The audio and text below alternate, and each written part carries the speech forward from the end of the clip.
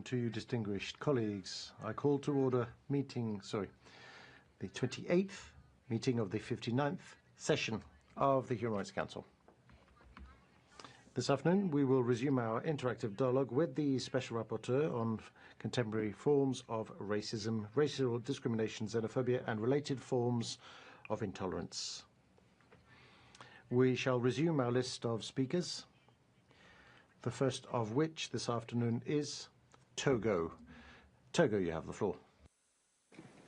Merci, Madame. Thank you, Madam President. The delegation of Togo thanks the Special Rapporteur for her report, which tackles the issue of intersectionality from the racial justice perspective. Togo agrees on the need for states and international organizations to have an intersectional approach to combat racism, xenophobia, and intolerance, as these scourges are taking on diverse forms today and affect many sectors of social life.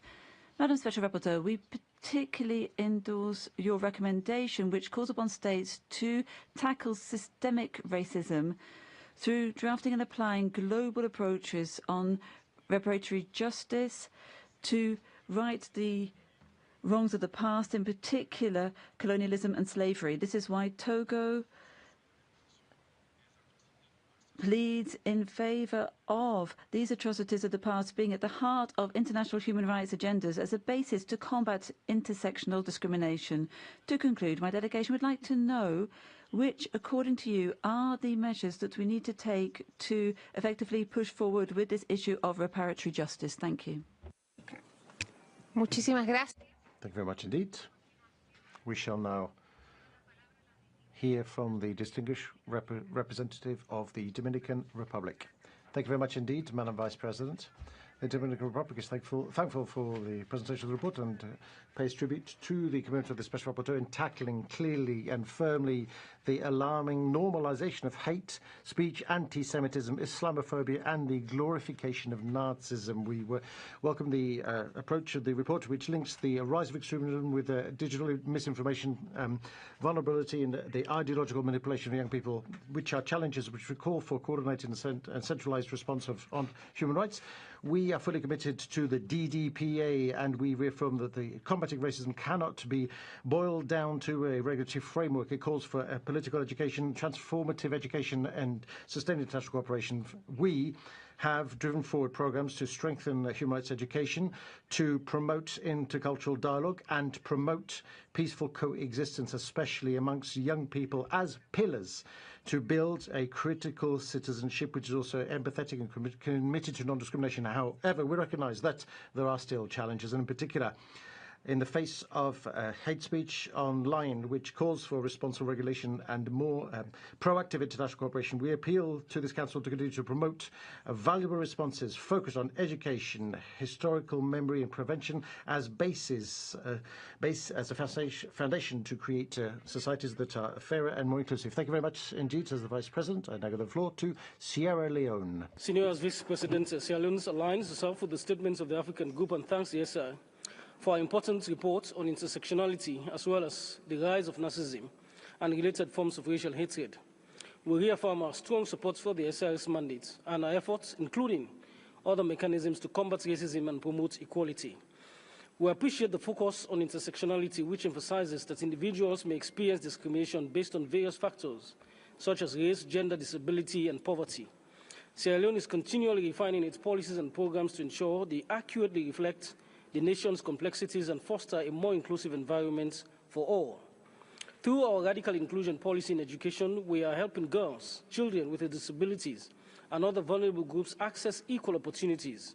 We also share the SI's concerns about the glorification of Nazism, hate speech, and attacks on racial and religious minorities.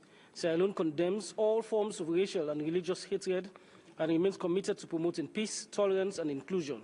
As a post-conflict country, we understand the dangers of identity-based violence and work hard to prevent it through education and community dialogue. We recognize that implementing intersectional approaches and countering hate are ongoing challenges, especially for developing countries. We call for stronger international support and cooperation to build necessary institutions and capacity, and I thank you, Madam Vice President. Muchísimas gracias. Thank you very much indeed. And I give the floor to the plurinational state of Bolivia. Please go ahead. Thank you, Madam Vice President. We're grateful to the Special Rapporteur for her report, focused on intersectionality from the perspective of racial justice. We agree with the importance of adopting an intersectional approach when it comes to combating systemic discrimination and racism, rather. Intersectionality makes it possible to make visible how the two interplay, highlighting how certain people tackle issues of discrimination that are more complicated and more severe in nature, and to understand how the domination structures are propped up. We agree that the intersectional approach can make it possible for the identification of and the dismantling of privilege and power structures, which often are the outcome, for example, of colonialism and patriarchy.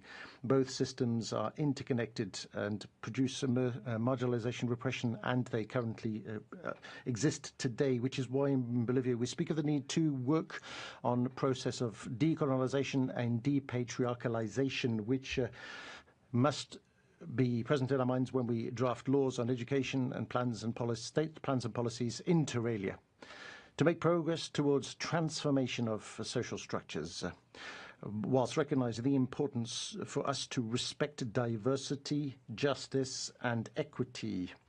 Thank you. Muchas gracias. Thank you very much indeed. I now give the floor to Ecuador. Thank you, Madam Vice President. We're grateful to the Special Rapporteur for her report and agree that all states should scale up their efforts to effectively enforce laws and policies they have to combat discrimination and ensure that intersectional discrimination is taken into account fully in what the state does. We in Ecuador recognize the legal value and the transforming nature in the intersectional approach. Our constitution embodies a collective rights regime which recognizes cultural diversity, cultural, linguistic, and organizational of peoples and nationalities, indigenous peoples and nationalities who are also Afro-Ecuadorian and Montubes. Our laws criminalize racial crimes, including physical violence or psychological violence on the grounds of nationality, ethnic origin, place of birth, age, inter alia. We also have an active range of institutions, which includes the Department for the Management and Development of Peoples and Nationalities and the National Council for Equality for Peoples and Nationalities. The intersectional approach also leads what we do in the multilateral field in the area of human rights. We're actively involved in the follow-up mechanism of the DDPA, and we support the normative development of law on the rights of persons of African descent. Our question to you would be, how can we strengthen international cooperation to ensure that intersectional approaches give rise to concrete measures to help states to combat racism? Thank you very much indeed. Embajador, a continuación. Thank you very much, Ambassador. Ambassador of Guatemala, you have the floor. Thank you very much, Madam Vice President. We are grateful to the Special Rapporteur for her report. Guatemala is aware that racism and racial discrimination are social phenomena that have political, economic, and cultural dimensions which go beyond the ability of states to act because they do not recognize boundaries and continue to affect people, especially indigenous peoples, migrants, and persons who are disadvantaged, and this despite national efforts, regional and global efforts, which highlights the fact that racism and racial discrimination continue to be a threat to the power of the state to eradicate them. In the light of all of this, to combat racial discrimination, well, we states need to demonstrate determination and find new ways to guarantee the right to non-discrimination and equality. Guatemala is made up of a multi-ethnic and multicultural peoples, which is why we recognize that the promoting the full participation and competition of our peoples for them to work, to live in peace within our borders is fundamental, which is why we need to achieve sustainable development. Under the administration of President Mariano Arevalo, Guatemala is today prioritizing strategies and establishing important partnerships in order to embody in our processes to plan and develop national policies, elements which will contribute to the elimination of racism, xenophobia, racial discrimination, in order to achieve the SDGs. We need to tackle the deep causes of racism and all forms of racial discrimination, and leave no one behind. Thank you. Muchas gracias, embajador. A continuación, Thank you. Italy, you have the floor. Thank you, Madam Vice President. Italy aligns itself with the EU statement. Last March, we celebrated the 60th anniversary of the adoption of the International Convention on the Elimination of All Forms of Racial Discrimination, which marked a major step forward in the global fight to eradicate racism. Since Italy's accession to the Convention in 1975, the fight against all forms of discrimination has been an integral part of our commitment to protect and promote human rights, also in compliance with the Italian Constitution. In this regard, Italy has accepted many of the recommendations formulated during the fourth UPR cycle concerning contemporary forms of racism and xenophobia, including by adopting the new National Plan Against Racism, Xenophobia and Intolerance on June 12th.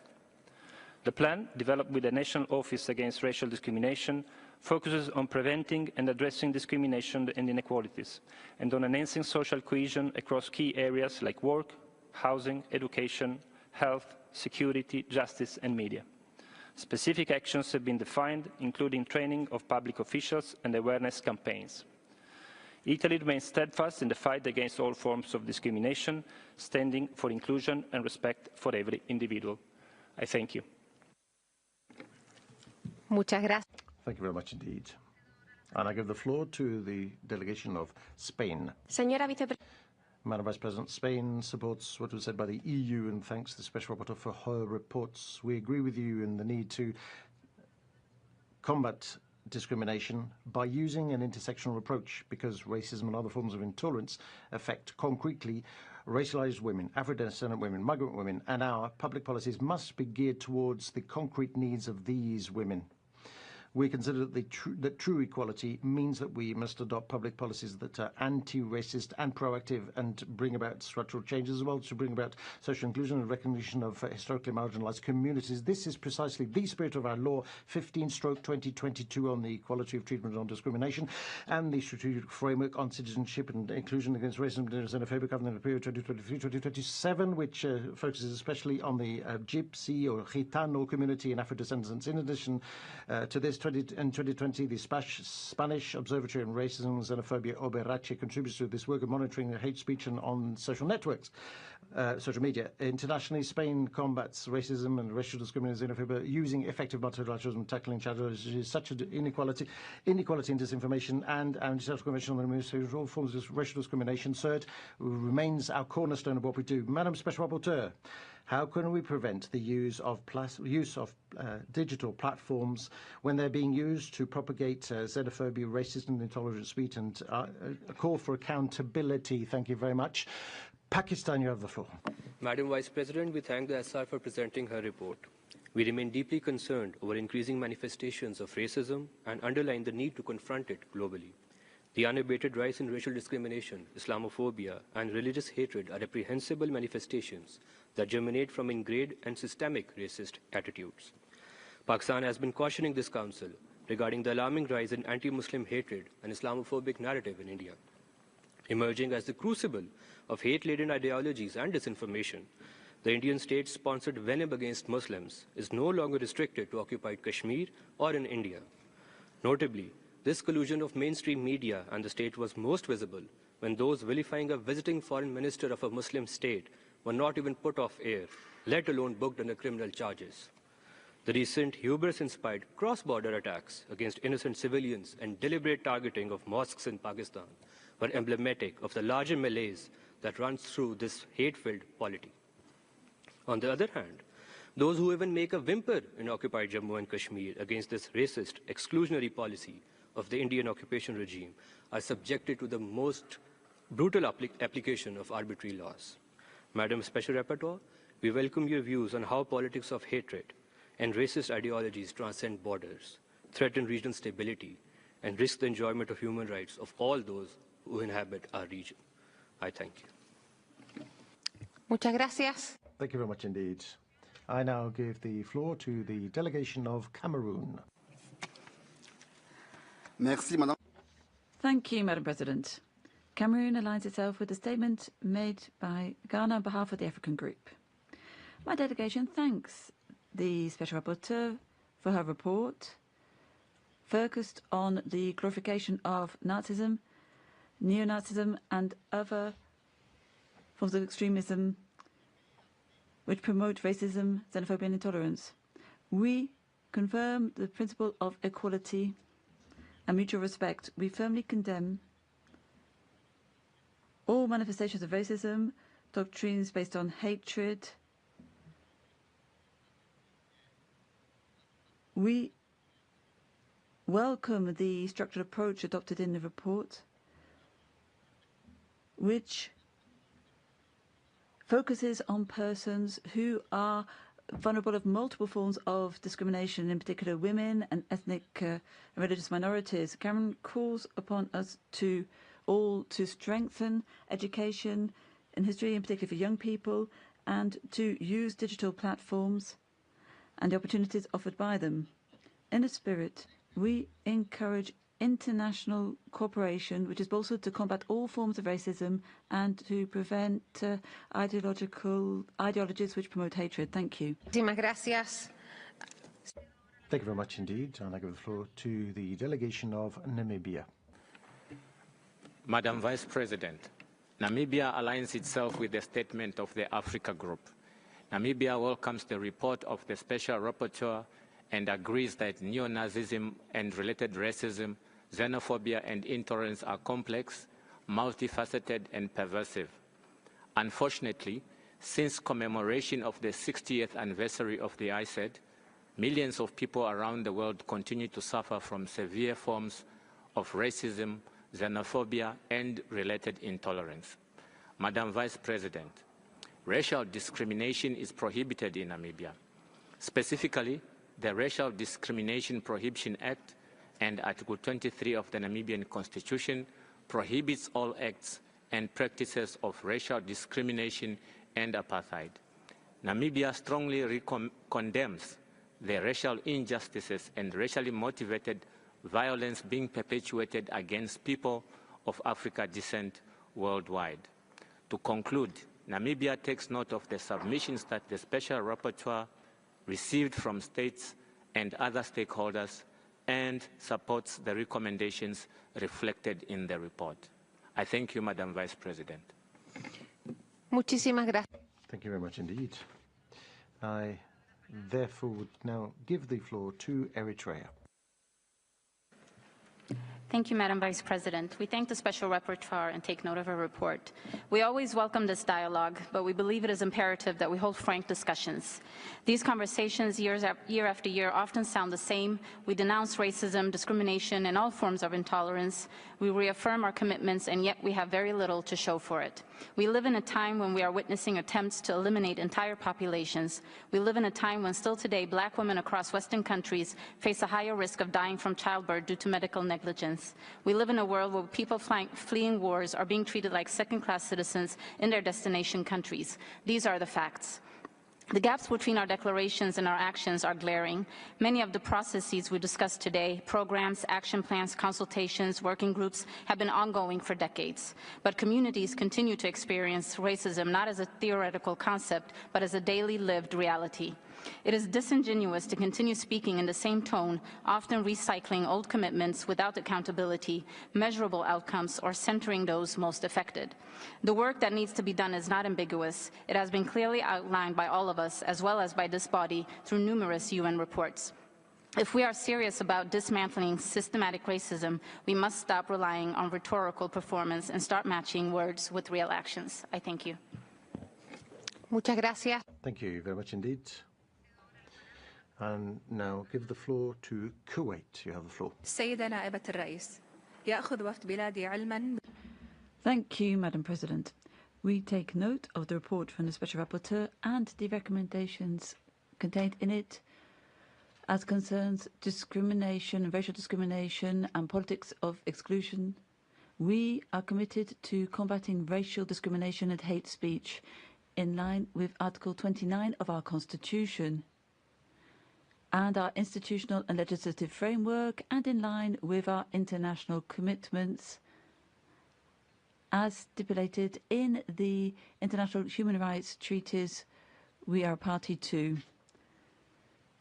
As is mentioned in the report, we are seeing an increase in systemic racial discrimination against the Palestinian people within the occupied Palestinian territory and outside this. There's targeting of those who defend their rights, and including those who are in solidarity with the Palestinian people, are sometimes characterized as propagating hate speech. So our question is as follows: what are the mechanisms which could be activated by this Council to guarantee effective protection of persons whose rights are violated, and to make sure there's accountability for those who use legal or political means to quieten them and to keep them silent and to criminalize solidarity? Thank you.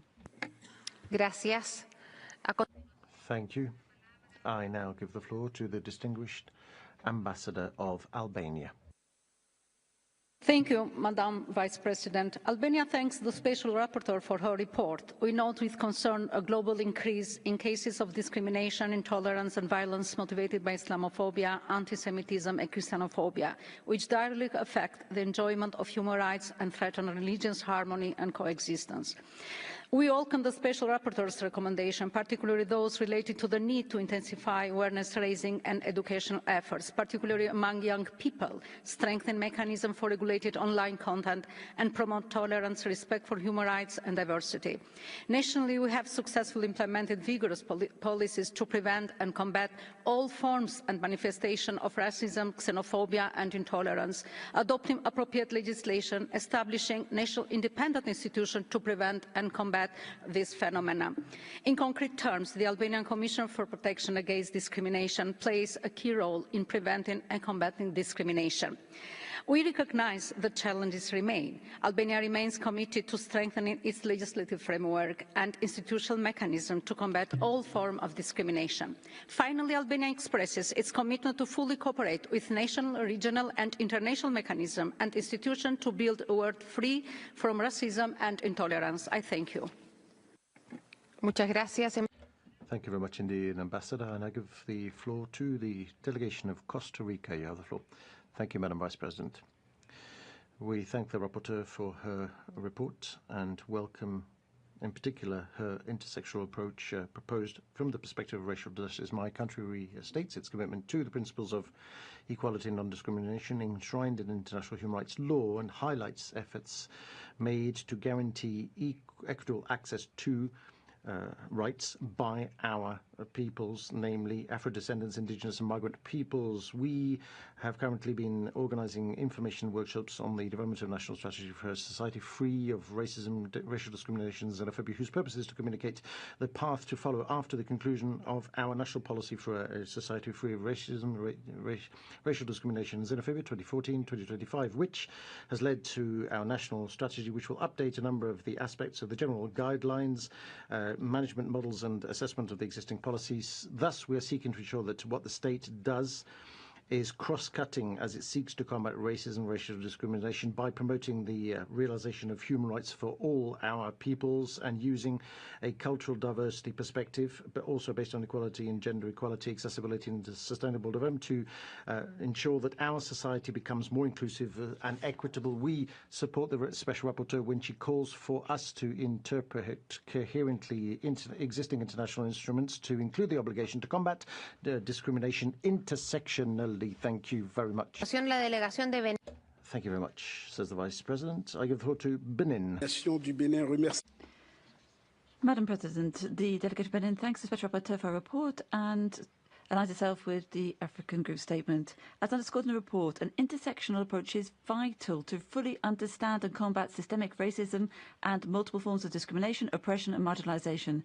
In Benin, we have rich cultural and ethnic diversity, and our constitution guarantees equality before the law for all, with no distinction to origin, race, and so on, and it recognizes the same rights for foreigners resident in our territory. And in this spirit, we adopted in 2024 a law recognizing the citizenship of Benin for Afro-descendants. And as a party to different international instruments to combat racial discrimination, including ICERD, we had the pleasure of presenting our initial report in August 2022. We renew our commitment to the DDPA. Thank you. Muchísimas gracias. Thank you very much indeed. I recognize the delegation of Kenya.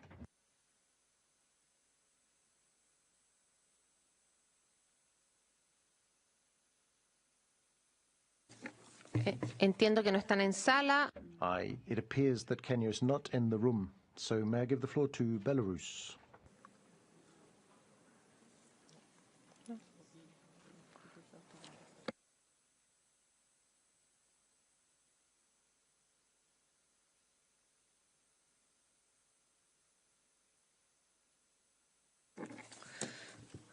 Este fue entonces el último. This was the last speaker we could accommodate. We now move on to our national human rights institutions speakers and NGOs also. In this connection, I first give the floor for a joint statement to the World Jewish Congress. Please go ahead. Madam President, the World Jewish Congress addresses this Council with deep concern. Anti-Semitism has surged alarmingly since October 7, 2023, manifesting in increasingly visible and violent ways across many societies. Synagogues have been attacked. Jewish children are not longer safe in Jewish schools. Hatred against members of our community is too often excused as a political expression. It is not. It is vile anti-Semitism. We have consistently brought this to your attention in the hope of galvanizing meaningful and unified action. An urgent and coordinated response is needed now. Let us be clear. Anti-Semitism is not activism. It is hatred, pure and simple. It threatens Jewish communities and undermines the foundations of democracy and human rights. We must also reject any attempt to suggest that the atrocities of October 7th require context.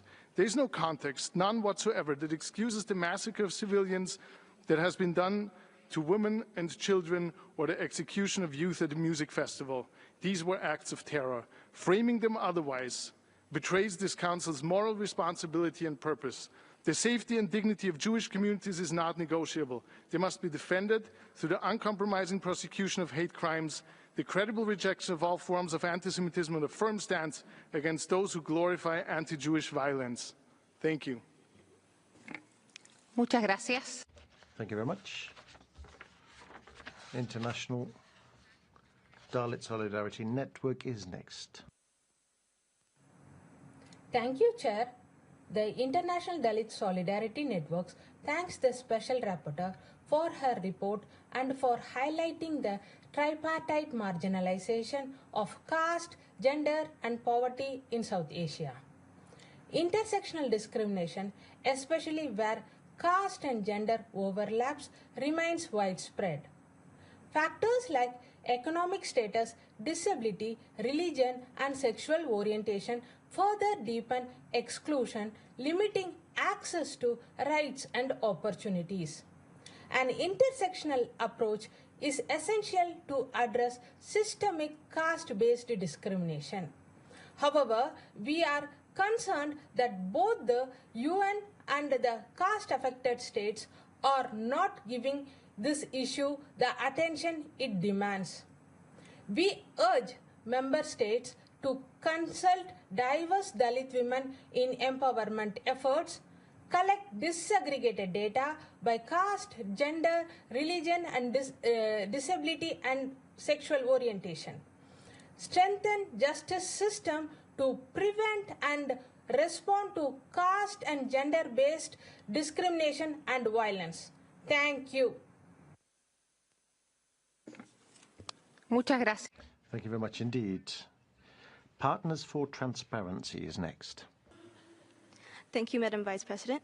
Partners for Transparency thanks the Special Rapporteur for her report and work and expresses its deep concern about the alarming rise of racist and neo-Nazi movements, which pose a direct threat to peace and social cohesion in many countries, particularly Western ones.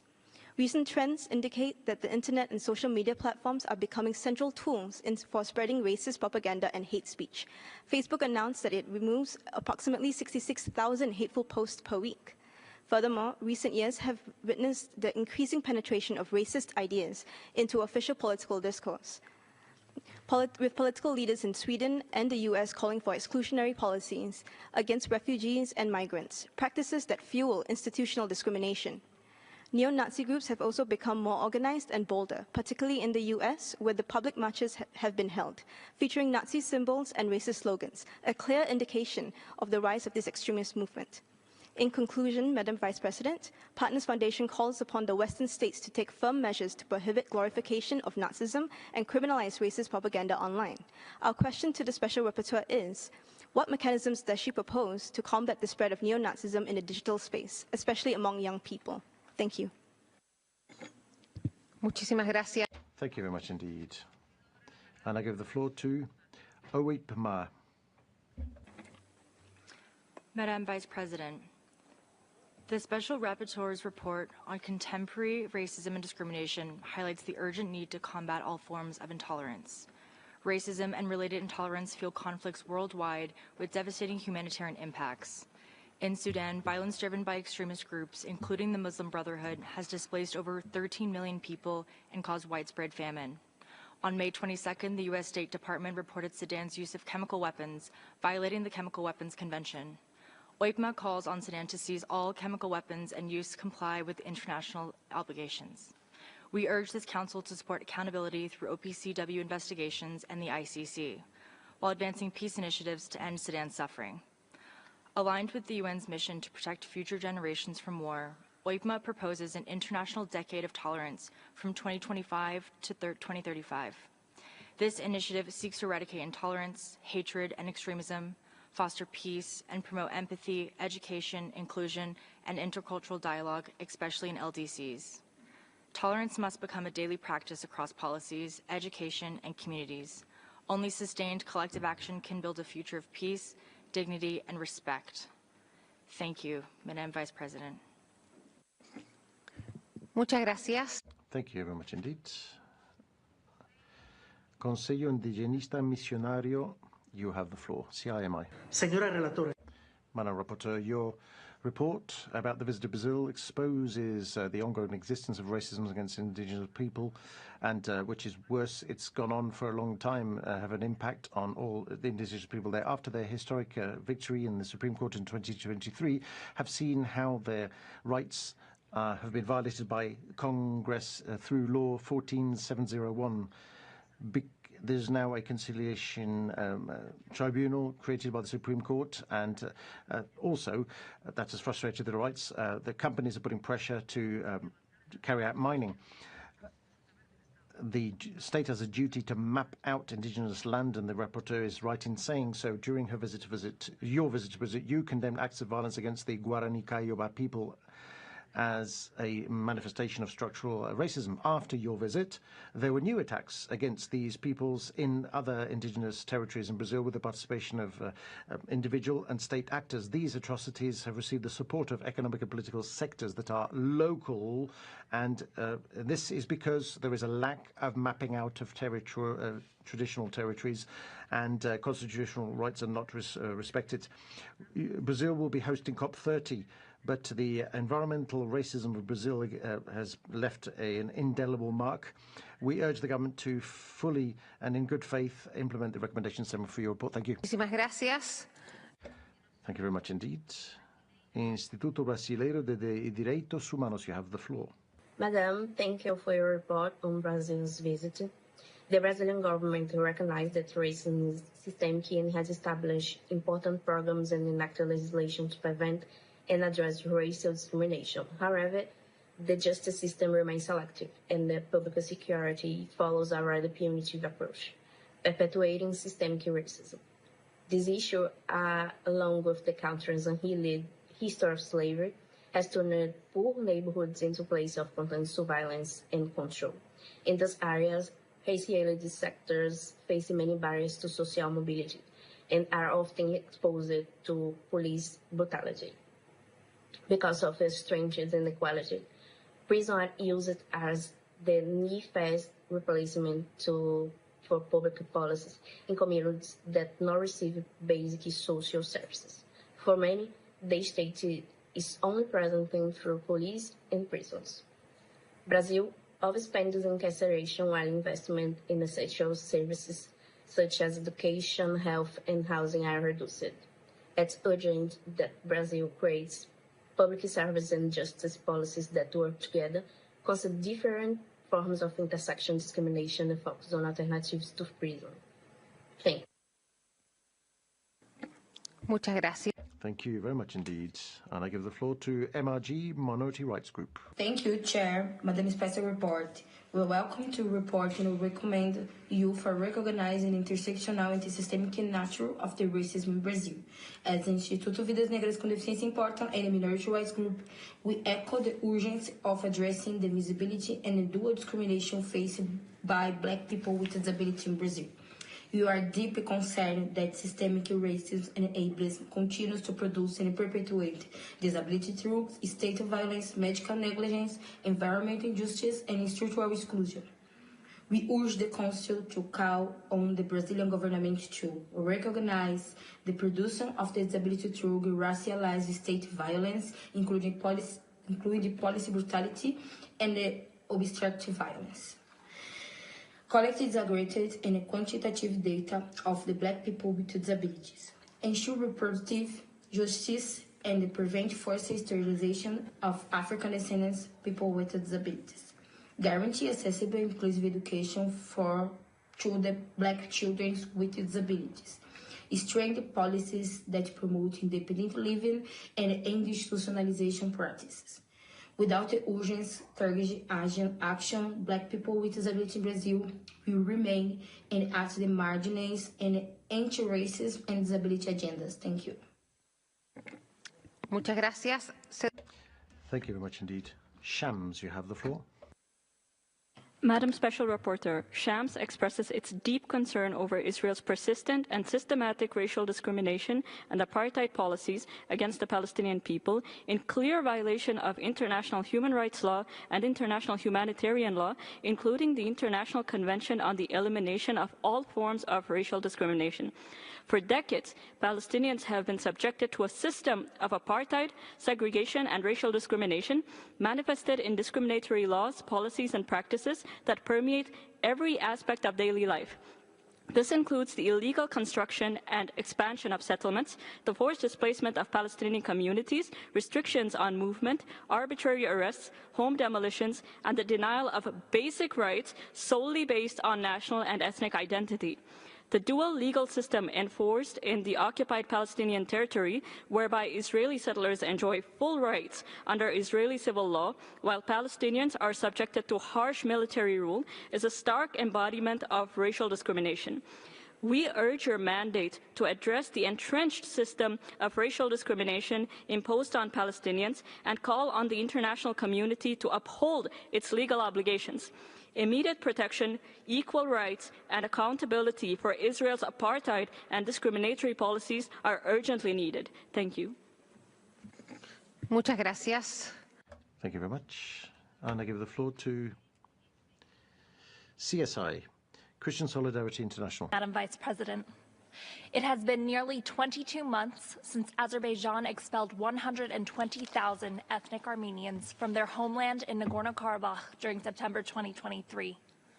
It has been 20 months since the International Court of Justice ordered the Republic of Azerbaijan, in accordance with its obligations under the International Convention on the Elimination of All Forms of Racial Discrimination, to ensure that persons who have left Nagorno-Karabakh after 19 September 2023 and who wish to return to Nagorno-Karabakh are able to do so in a safe, unimpeded, and expeditious manner. The court also ordered Azerbaijan to protect and preserve registration, identity, and private property documents and records of the Armenians who fled Nagorno-Karabakh. Not only has the government of Azerbaijan failed to uphold this order, it is actively destroying Armenian-owned homes, property, and entire villages, making it impossible, in many cases, for this order to be carried out. Given this flagrant disregard for international law and the Convention on the Elimination of Racial Discrimination, Christian Solidarity International once again urges the Human Rights Council to appoint a special rapporteur for Nagorno-Karabakh and to take all necessary steps to ensure that the ethnic Armenians of Nagorno-Karabakh can return home. Madam Special Rapporteur, what further mechanisms can be applied to ensure the right of return of ethnic Armenians to Nagorno-Karabakh is upheld? Thank you. Muchas gracias. Thank you very much indeed. I now give the floor to CISA, Indian Council of South America. Good afternoon. Thank you, Chair. General Assembly Resolution 644 and 1328 in the decolonization process called for the elimination of all racial discrimination law and policy. The intersectionality that the Special Rapporteur brings up must be addressed internationally for indigenous peoples who are recognized under the United Nations Charter or with international treaties. Indigenous peoples have been characterized as peoples over whom the superior genius of the European civilization expresses its authority over us in this racist ideology from the Supreme Court of the United States. Of course, when you look at more intersectionality in history, the Nazi movement was inspired by the racist ideology of the KKK as members of the Ku Klux Klan raced in the 1920s and marched in Washington, D.C. It was also inspired by the Union of South Africa citizens who drew apartheid as one of their main acts. It is very important that the manner of administrative discrimination by Western states that affects the OHCHR and manipulate the Office of the High Commissioner of Human Rights is addressed so that the structural, managerial, and administrative discrimination exercised Muchas gracias. The Deputy President interrupts. Este fue el Thank you. This was the last speaker we could accommodate. I'm now going to give the floor to the Rapporteur Ashwini for her closing statements. You have 6 minutes, Madam. Thank you, Madam Chair. Firstly, I would like to thank all the member states, civil society organizations for their constructive and thoughtful observations and questions. I welcome and extend my appreciation to all the member states who have adopted and who plan to initiate an intersectional approach in their legislative measures and policy making. Across both my reports, a clear pattern emerges. Structural inequality, when left unaddressed, creates fertile ground for rising hate, systemic violence, and the deepening exclusion of racially and ethnically marginalized groups. And the findings are troubling and demand urgent and coordinated response. From my report on neo-Nazism, I underscore that racism, xenophobia, anti-Semitism, and Islamophobia are not isolated or episodic. They're complex, multifaceted, and increasingly normalized, and stakeholder submissions reveal a marked rise in racially motivated hate crimes, anti-Semitic and anti-Muslim incidents in the recent past, and the mainstreaming of far right-wing ideologies into public discourse and politics. And this is further exacerbated by declining content moderation on social media platforms and algorithm amplification of harmful content, often targeting young people for extremist recruitment. In this light, I urge member states to reaffirm their international legal obligation and adopt coordinated national responses. And it's highly important for member states to implement comprehensive measures to address hate speech and incitement to racial and religious hatred. And this must be done while protecting the right to freedom of expression, guided by the Rabat Plan of Action and General Recommendation number 35 of the Committee of the Elimination of Racial Discrimination. Most importantly, specific actions is required to regulate online platforms. States must mandate effective content moderation, hold companies accountable for providing a platform for propagating hate, and combat the algorithm spread of racist and neo-Nazi ideologies. Member states must take serious note of corporate accountability pertaining to hate speech disseminated on social media platforms. I also call for criminalization of acts that glorify Nazism and incite racial hatred, alongside the adoption of national action plans to combat racism and far-right extremism. Finally, disaggregated data is essential, and states must systematically collect and publish data on hate crimes and hate speech, including incidents that promote neo-Nazi ideologies, and the data has to be disaggregated by race, ethnicity, religion, gender, caste, and other relevant markers. With regards to the comments and questions on best practices to adopt intersectional approach and reparatory justice and to improve international standards, and tangible actions to be taken for the adoption of intersectional approach, I would like to reiterate that there is a dire need to change the pedagogy and discourse of legislative reforms to develop intersectional approach in policy making. And my report emphasizes that understanding and addressing racism and racial discrimination and other forms of similar discrimination today requires an intersectional approach. And I must say that intersectional approach is not a theoretical preference, it is a legal and empirical necessity. And intersectionality has to be grounded in the lived experiences of affected persons, must be integrated in all aspects of policy, law, and institutional reforms, and member states must ensure that those impacted by systemic racism, such as women of African descent, Dalit, indigenous women, Roma, Muslim, and Arab women, Palestinian women, persons with disabilities, LGBTQI individuals, stateless persons are not merely consulted but meaningfully included in shaping solutions. Most importantly, intersectionality must be legally recognized and reflected in comprehensive anti-discrimination frameworks. Legal definition should reflect lived experiences, and it is essential to adopt special measures like that of affirmative action in education, employment, and political representation, including targeted resources for social inclusive policies and community programs. And these community programs must be designed and evaluated using intersectional lens, and the voices of those affected should shape the rational design and outcome of such measures. Apart from this, the data system must be restructured. I urge member states to collect and report disaggregated data across multiple axes, race, caste, gender, disability, religion, migration status, and combine qualitative findings with quantitative accounts to ensure policy is grounded in real-world experiences. And states should adopt and implement reparatory justice mechanisms that address the structural and historical roots of racial and intersectional discrimination, including colonialism, slavery, caste oppression, and patriarchy. And in addition, reparations must be comprehensive, embedded in institutional framework. I would like to conclude by stating that it is now incumbent upon us to move from acknowledgement to action through law, education, policy, data, and accountability. And the credibility of our international human rights system rests on our commitment to confront the most entrenched, interconnected, systemic forms of inequality. I thank you. Muchas gracias. Thank you very much indeed. This brings us to the end of the interactive dialogue. We'd like to thank Ms. Ashwini for her involvement and the presentation of her report. Thank you very much indeed, Madam. Excellencias.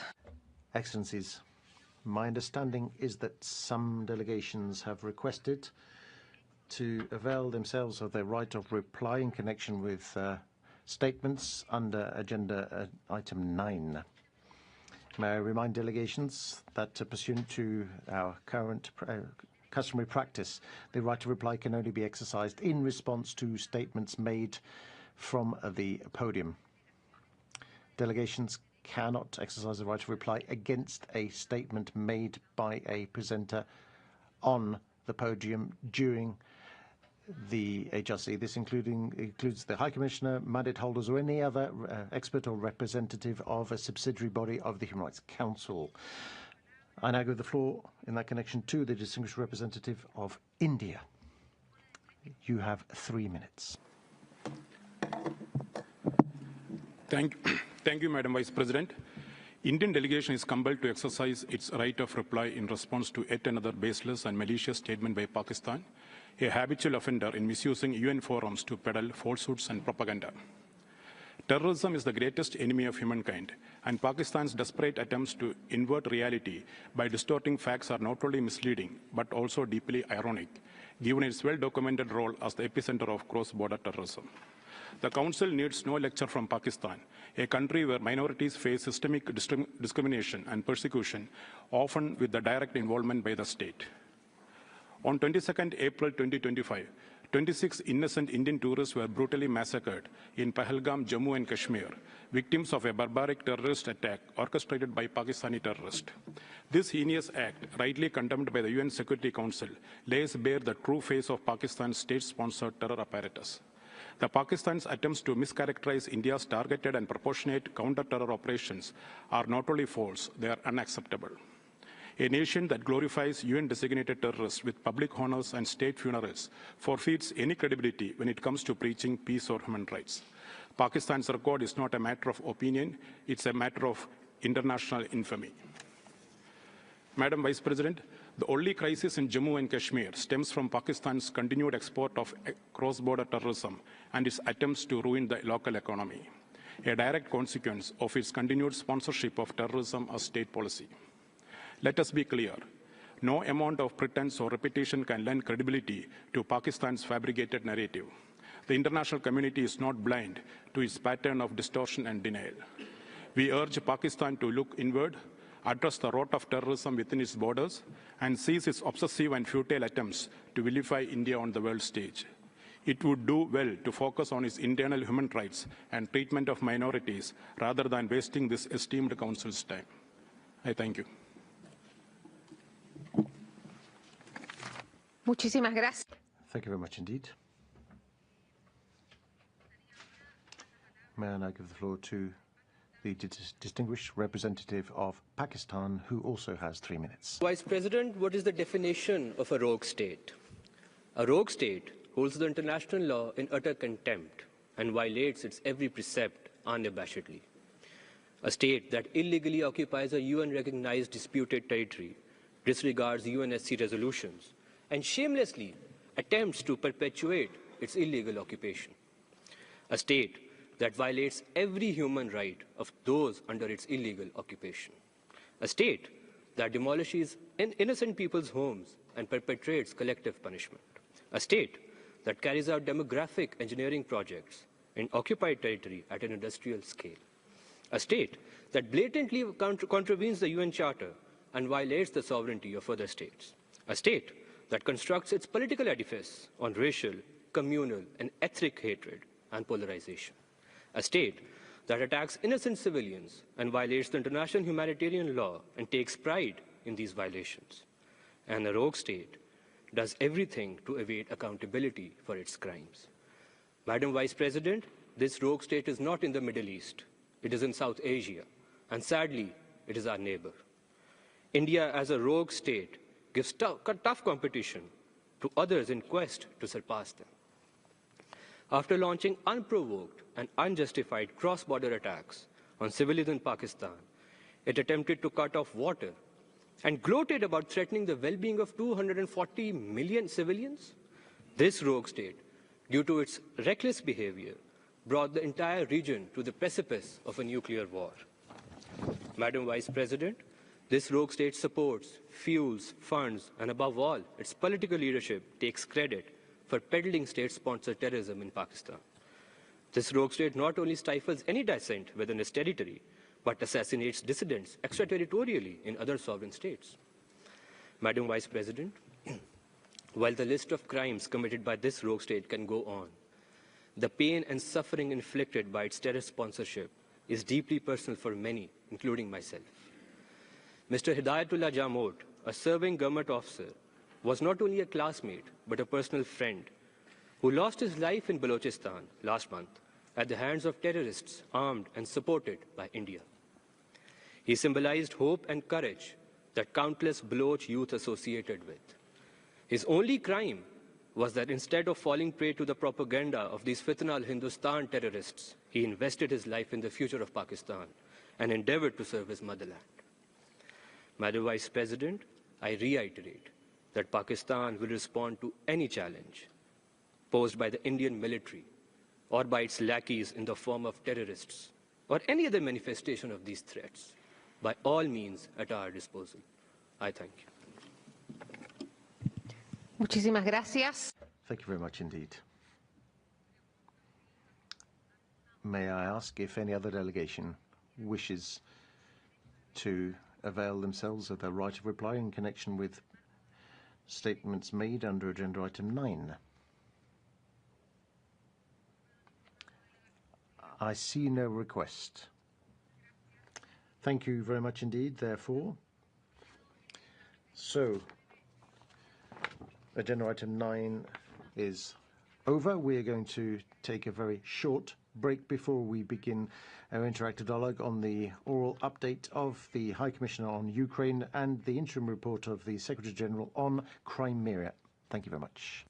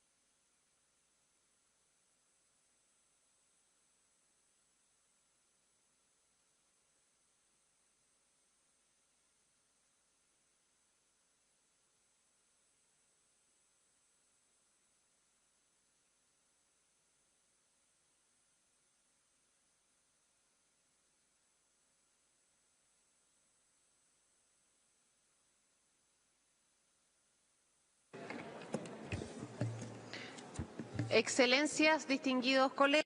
Excellencies, distinguished colleagues, I call to order agenda item 10, technical assistance and capacity building. Agenda item 10. We shall now start with our interactive dialogue on the oral update of the High Commissioner on the conclusions contained in the periodic report of the OHCHR on the human rights situation in Ukraine, pursuant to the provisions of Resolution 53/30 of the Human Rights Council, and on the interim report of the Secretary General on the human rights situation in Ukraine's temporary occupied territories, including the Autonomous Republic of Crimea and the town of Sebastopol, pursuant to the content of Resolution 79/184 of the General Assembly. The list of speakers will close in 15 minutes. It's an honor for me now to extend a warm welcome to and give the floor to Ms. Ilse Brands-Keris, Deputy Secretary General of the United Nations for Human Rights. Assistant Secretary General, you have the floor. Thank you, Madam Vice President, Excellencies, distinguished delegates. Since the office briefed this Council last March, ceasefire talks have stalled and the fighting has escalated with a serious increase in civilian casualties. Along the front line, Russian armed forces have continued their push to acquire control of further territory. Attacks with short-range drones have killed and injured hundreds of civilians, particularly older people. In April, May and June, nearly 50% more civilians were killed or injured than in the same period in 2024. More than 90% of these casualties were in territory controlled by Ukraine. The trend over the past 2 years is that civilian deaths and injuries have peaked in the summer months. In April, the office documented that some of the missiles that struck cities were equipped with warheads that exploded in the air, scattering fragments across large areas.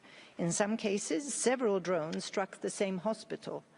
In the night of 16th to 17th of June alone, an hours-long attack killed more civilians in Kiev than any other attack in nearly a year. These attacks are instilling terror and anxiety in cities across Ukraine. We call again on the Russian Federation to cease the use of force against Ukraine immediately, in line with United Nations General Assembly resolutions, the United Nations Charter, and other applicable international law, including the binding order on provisional measures of the International Court of Justice. Madam Vice President, there is some positive news. The ceasefire negotiations have facilitated the return of hundreds of prisoners of war, the bodies of deceased soldiers, and some civilian detainees. Families who lived in uncertainty and anxiety for many months or even years finally have some answers about the fate of their loved ones. Soldiers have reunited with their families. The exchanges have allowed many to escape torture, ill treatment, and otherwise inhuman conditions of captivity. From these last rounds of exchanges, our office interviewed more than 117 Ukrainian former prisoners of war. They provided detailed, consistent accounts of torture and cruel, inhuman, or degrading treatment, including sexual violence, in Russian captivity, often corroborated by their injuries and the accounts of other former prisoners. These accounts confirm that torture and ill treatment of Ukrainian prisoners of war continue in numerous detention facilities, patterns that we have repeatedly documented and reported. I reiterate the High Commissioner's call on the Russian authorities to ensure that prisoners of war are treated in accordance with international humanitarian and human rights law. The law is equally binding on the Ukrainian authorities. We continue to interview Russian prisoners in Ukrainian captivity.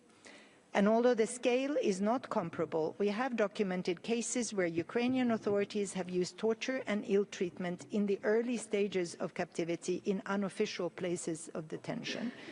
Ukrainian authorities have launched investigations into several of these allegations. Our office calls on them to ensure that these investigations are carried out in line with international standards. Madam Vice President, in addition to presenting our office periodic report on the human rights situation in Ukraine, I also present the United Nations Secretary-General's interim report on the occupied territories. Despite repeated requests, the Russian Federation has regrettably not granted our office access to these territories. We have therefore continued our monitoring based on remote methodology. The Russian Federation continues to violate its obligations as an occupying power under international humanitarian law, notably by imposing its legal and governance system in the occupied territory, compelling inhabitants to swear allegiance to it, and transferring protected persons within occupied territory and deporting protected people to the Russian Federation. In the last 6 months, we have also documented an increase in efforts by the Russian Federation to unlawfully expropriate the private property of people who have been displaced, which is also a violation of international humanitarian law. My office is concerned that the Russian authorities have set in train processes that will facilitate expropriations on a large scale in Mariupol. The Russian authorities continue to impose severe restrictions on civic space in the occupied territory, in particular on exercise of freedom of expression. Legitimate criticism of the occupying authorities, disagreement with policies, or even simple expression of sympathy with victims of the war are often met with administrative court proceedings and fines, and in worst-case scenarios, harsh prison sentences. This is irreconcilable with international human rights law. Madam Vice President, at the last session of the Human Rights Council, the High Commissioner called for an end to attacks on civilians and the use of explosive weapons in populated areas. He called for torture and mistreatment of prisoners of war to end, and for the Russian Federation to respect the human rights of people in areas under its occupation. And he emphasized that peace is more imperative than ever. Those calls are even more urgent today. Thank you. Muchísimas gracias. Thank you very much indeed. Pursuant to our practice, we will first hear from the delegations of the countries affected by the reports. I see that the representative of the Russian Federation is not in the room.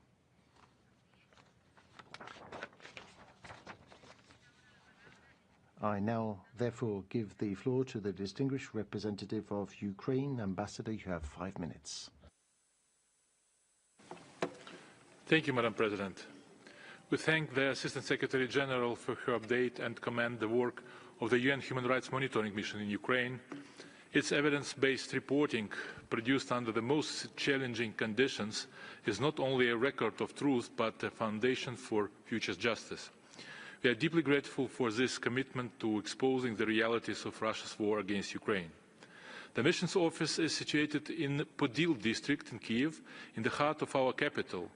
Just like all residents of Kyiv, its staff is subjected to daily attacks by drones and ballistic missiles launched by Russian armed forces targeting civilian objects, while with the aim of killing, injuring and terrorizing as many Ukrainians as possible, to wipe the ancient capital of Ukraine off the face of the earth.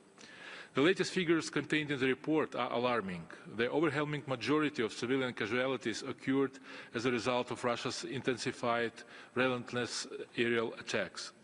While its missiles strike hospitals and playgrounds, Russia continues to falsely claim it targets military infrastructure. This is not warfare, it is terrorism celebrated with impunity. Madam Assistant Secretary General, we also take note of the information of the alleged violations from the Ukrainian side and will examine them with full seriousness in line with our international obligations. Even under siege, Ukraine upholds its commitments under international humanitarian and human rights law, and we reiterate our demand for the Russian Federation to do the same. As occupying power, it bears full responsibility for the human rights situation in the territories under its temporary military control.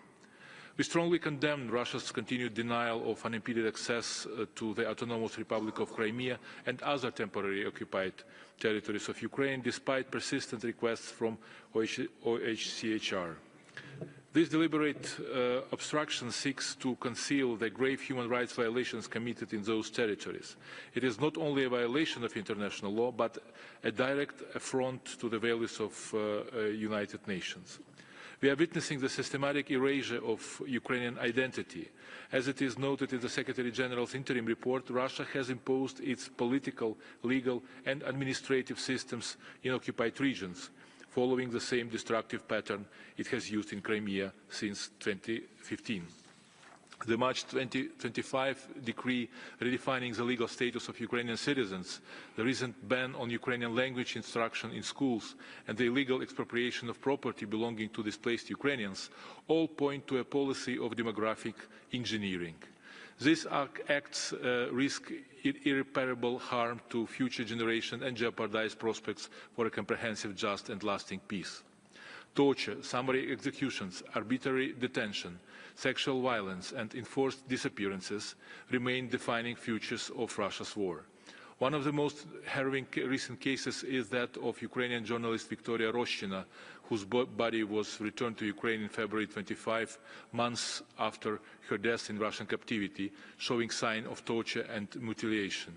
Victoria had traveled to Zaporizhia to report on the torture of civilians. Instead, she was detained, transferred across the border and perished in the very system she sought to expose. Distinguished delegates, we must not allow Russia's crimes to be normalized or forgotten.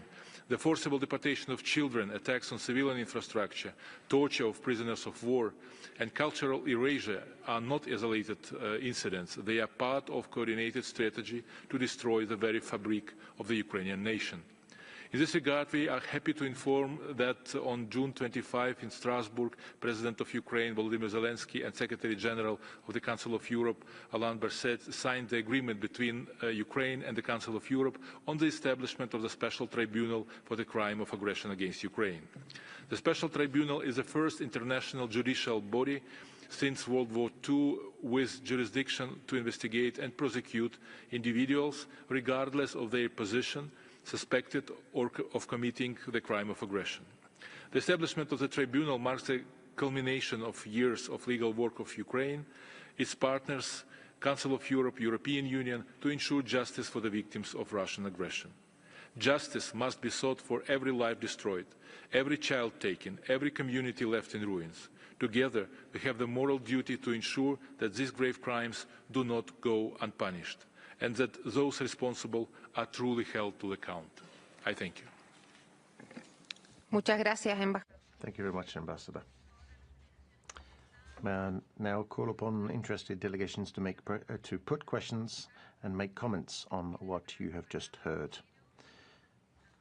First, on behalf of a group of countries, may I give the floor to Her Excellency Elina Valtonen, Minister for Foreign Affairs of Finland. You have the floor, Madam. President, I will speak on behalf of the Nordic Baltic states. We thank the High Commissioner for this update.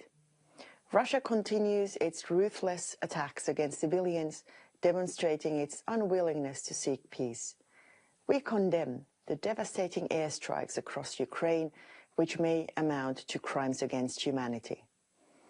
We remain deeply alarmed about the unlawful deportation and transfer of Ukrainian children.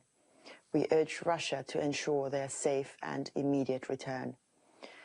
We commend the progress in the exchange of prisoners of war, yet we are gravely concerned about the reports of the systematic torture and execution of Ukrainian soldiers and civilians. Finally, we support all efforts towards a sustainable and lasting peace in Ukraine. Any solution must fully uphold Ukraine's independence, sovereignty, and territorial integrity within its internationally recognized borders. We stand with Ukraine for as long as it takes. Thank you. Thank you very much indeed. I now give the floor to the distinguished representative of the European Union. Please go ahead. President, Undersecretary General, we share your alarm over the increasing number of civilians killed and injured due to Russia's use of drones and explosive weapons with wide area effect in urban areas. Your report also indicates the widespread violations against Ukrainian soldiers captured by Russian armed forces continues. The EU condemns in the strongest possible terms the increasing number of summary executions of prisoners of war, as well as systemic and widespread use of torture against them. According to the reports of the Commission of Inquiry, the Russian authorities committed crimes against humanity. The European Union also continues to strongly condemn the use of torture and other forms of ill treatment, arbitrary detentions, unlawful deportations, and forcible transfers. Discrimination and other violations directed at civilians in the temporarily occupied regions of Ukraine. We express our grave concern at the militarization and indoctrination of Ukrainian minors and youth by Russia. All Ukrainian children and civilian detainees held by Russia must be returned to Ukraine immediately and safely. High Commissioner, can you elaborate on the finding in your report of increased recruitment and use of Ukrainian children by Russia in the context of its war of aggression? Thank you. Muchas gracias. Thank you very much. The list of speakers is now closed. May I now give the floor to the Netherlands, speaking on behalf of a group of country or states. Thank you very much, Madam Vice President, and I'm pleased to deliver the statement on behalf of the group of friends. Throughout Russia's war of aggression against Ukraine, OHCHR monitoring mission has continued to document a wide array of violations of international human rights law and international humanitarian law committed by Russian authorities. We just now heard some harrowing examples. With this latest report, we are again confronted with independently gathered and verified evidence of Russia's disregard for civilian safety. The HRMMU has assessed inter alia that the targeting by drone operators has, in practice, violated the rules of international humanitarian law governing the conduct of hostilities, in particular the principles of distinction and precaution. Furthermore, the HRMMU has found that some incidents may amount to the war crime of intentionally directing attacks against civilians. And these attacks not only caused death and injury, they exacerbated an already critical humanitarian situation by limiting civilian access to essential services, to humanitarian aid and medical care, affecting a wide range of human rights. Madam ASG, these violations, as well as other violations of international humanitarian and human rights law, need to be further investigated. Those responsible need to be held to account. Therefore, we reiterate our unwavering commitment to supporting efforts aimed at bringing perpetrators to justice and preventing further crimes. Thank you. Muchas gracias. Thank you very much indeed, Ambassador. I now give the floor to the Ambassador of Montenegro. We thank the Secretary General for the update. We are deeply alarmed by the Russian Federation's intensifying massive ballistic, missile and drone attacks on numerous urban areas across Ukraine, resulting in the appalling 37% increase in human casualties during the reporting period. These barbaric attacks have killed and injured nearly 6,000 civilians, including women and children, mostly from major cities across Ukraine, including Kiev. The death toll and deliberate shelling of civilians and civilian infrastructure are a clear demonstration of Russia's contempt for international law, a blatant disregard for human life, and the lack of sincere intent regarding a ceasefire and peace negotiation leading to comprehensive, just, and lasting peace in line with the UN Charter and international law. While we welcome the recent exchange of POVs, we point to the report's references to many Ukrainian civilians and POVs in Russian captivity who continue to be subjected to widespread and systematic acts of torture and ill treatment, including sexual violence, and suffering human conditions in violation of international law. We again appeal for the full exchange of POVs and for the immediate release and safe return of all Ukrainian children and other civilians unlawfully deported, forcibly transferred, or arbitrarily detained by Russia. Madam SG, as repeatedly stated, there can be no lasting peace without justice, nor impunity for crimes committed in connection with Russia's war of aggression. The recent progress in establishing a special tribunal for the crime of aggression against Ukraine within the framework of the Council of Europe is a significant step in this regard. Thank you. Muchas gracias. Thank you very much. I now give the floor to the Ambassador of Slovakia. Gracias, Senora Vicepresidenta. Slovakia aligns itself with the EU statement. Madam Assistant Secretary General, thank you for the presentation of the report and the valuable work of the OHCHR in Ukraine. We hear reports about the human rights situation in Ukraine on every Human Rights Council session, but the devastating impact of the Russian aggression doesn't seem to diminish. Despite all the efforts, including direct talks between Russia and Ukraine, the situation shows no sign of de-escalation. Ukrainian critical and civilian infrastructure is even more intensively targeted, and sadly, the number of civilian casualties grows daily. Equally, the level of human rights violations continues and increases. It is unacceptable that accounts of torture, sexual violence, ill treatment of prisoners of war and civilians are present in every report. Justice and accountability are an integral part of any post-conflict and comprehensive peace solution. It is important to hold all the perpetrators accountable. That's also why it is so important to have eyes and ears on the spot. Therefore, we call on Russia to provide the OHCHR an independent international monitoring mechanism with safe and unhindered access to the occupied territory of Ukraine. Madam ASG, let me stress once again that Slovakia is firmly committed and will support further efforts aimed at achieving a comprehensive, just and lasting peace in Ukraine. We reiterate our belief that the solution must be based on the UN Charter and must respect the independence, sovereignty and territorial integrity of Ukraine within its internationally recognized borders. I thank you. Muchas gracias. Thank you very much. I now give the floor to the delegation of Cyprus. Madam Vice President, Cyprus aligns itself with the EU statement and thanks the Assistant Secretary General for her report. Cyprus condemns Russia's war of aggression against Ukraine and the illegal annexation of Ukrainian territory in violation of the UN Charter and international law. We are deeply alarmed by the steep increase in civilian casualties resulting from the intensification of Russia's military operations. We are appalled by the report's findings detailing Russia's ongoing use of torture and acts of sexual violence committed against Ukrainian civilians and prisoners of war. According to credible reports, Ukrainian children have been recruited by Russian state actors and used in armed conflict in violation of the prohibition in international law on the recruitment and use of children in hostilities. We reiterate our call to Russia to immediately end the unlawful practice of deportation and forcible transfer of children and to ensure their prompt and safe return to Ukraine. Illegality resulting from invasion, occupation and the use of force can never be accepted or normalized. As a country that continues to endure the consequences of foreign invasion and occupation, Cyprus stands in full solidarity with Ukraine and reaffirms its unwavering support for Ukraine's sovereignty, independence and territorial integrity. Thank you. Muchísimas. Thank you very much indeed. I now give the floor to the Ambassador of France. You have the floor, Madam.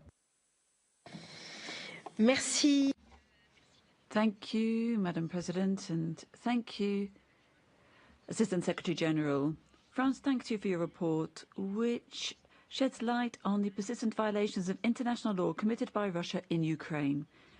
And we subscribe to the statement made by the European Union. Summary executions, the massive and systematic use of torture, inhuman treatment, sexual violence against Ukrainian prisoners are continuing in a systematic manner, as you underscore. In violation of international humanitarian law, Russia continues to target civilians, as we've seen by the massive attacks targeting Kiev in the night of 17th and 18th of June, which caused more than 28 deaths. France firmly condemns these practices. France also condemns the illegal deportation of Ukrainian children to Russia, and we remain mobilized to encourage the return of Ukrainian children to their families. In the illegally occupied territories occupied by Russia, the populations are forced to accept Russian nationality to have access to healthcare or to work. The forced recruitment and transfer of protected persons must cease, and all restrictions on the fundamental rights should also cease. France reasserts its unwavering support for Ukraine and its people, which are resisting with remarkable courage the war of aggression waged by Russia. We call for the establishment as soon as possible of a ceasefire and the launch of negotiations between Ukraine and Russia for a solid, lasting settlement of the conflict. Thank you. A continuación, entonces. Thank you very much. I give the floor to the Ambassador of Ireland. Thank you, Vice President. Ireland aligns with the EU statement, and I want to thank the ASG for her update. Ireland reiterates its condemnation of Russia's unjustifiable war of aggression against Ukraine, and we condemn Russia's occupation of Ukrainian territory, including Crimea, the human rights violations and abuses that have occurred in temporarily occupied territories of Ukraine, and all human rights violations and abuses that have been carried out during the course of Russia's war. Ireland is also concerned at reports of the torture and ill treatment of prisoners of war. Ireland condemns the forcible transfer or deportation of Ukrainian citizens, including children, from Ukraine to Russia by Russian authorities, and this constitutes a clear violation of international humanitarian law. We deplore efforts by Russia to alter the demographic composition of the occupied territories of Ukraine and are concerned by the removal of land ownership rights of Ukrainian citizens by Russian authorities in Crimea. We are alarmed that Russia is enforcing military conscription in the occupied territories and promoting a militarist culture among children in these territories. We are also appalled by the reports of the recruitment of Ukrainian children to commit acts of sabotage against Ukrainian military targets and civilians. Assistant Secretary-General, what steps can the international community take to ensure accountability for conflict-related sexual and gender-based violence in the temporarily occupied territories of Ukraine? Thank you. Muchas gracias. Thank you very much.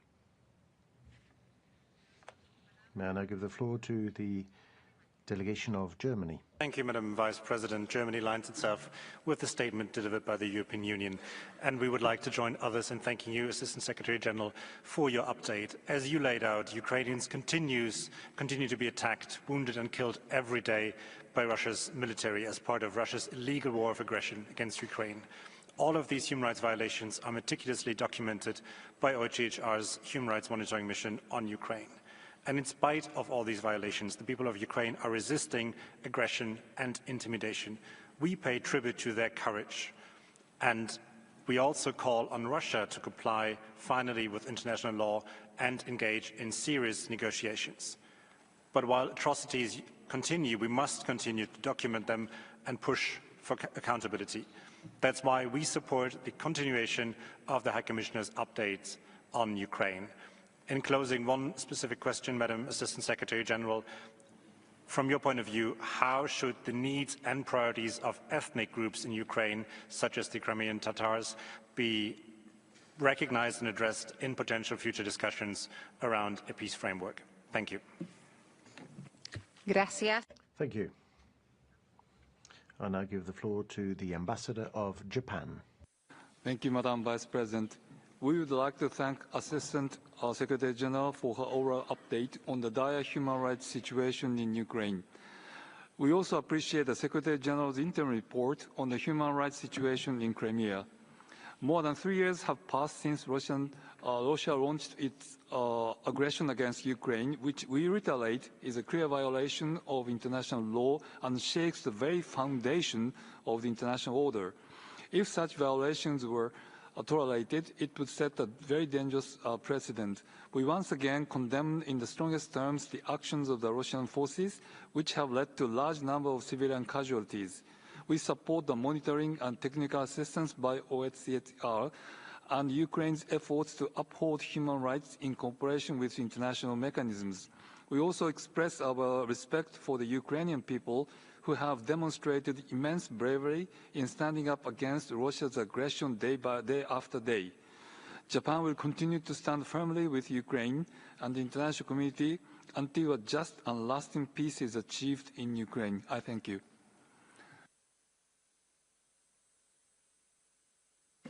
Muchas gracias. Thank you very much indeed, Ambassador. And I give the floor to the delegation of Czechia. Thank you, Madam Vice President. Czechia aligns itself with the EU statement.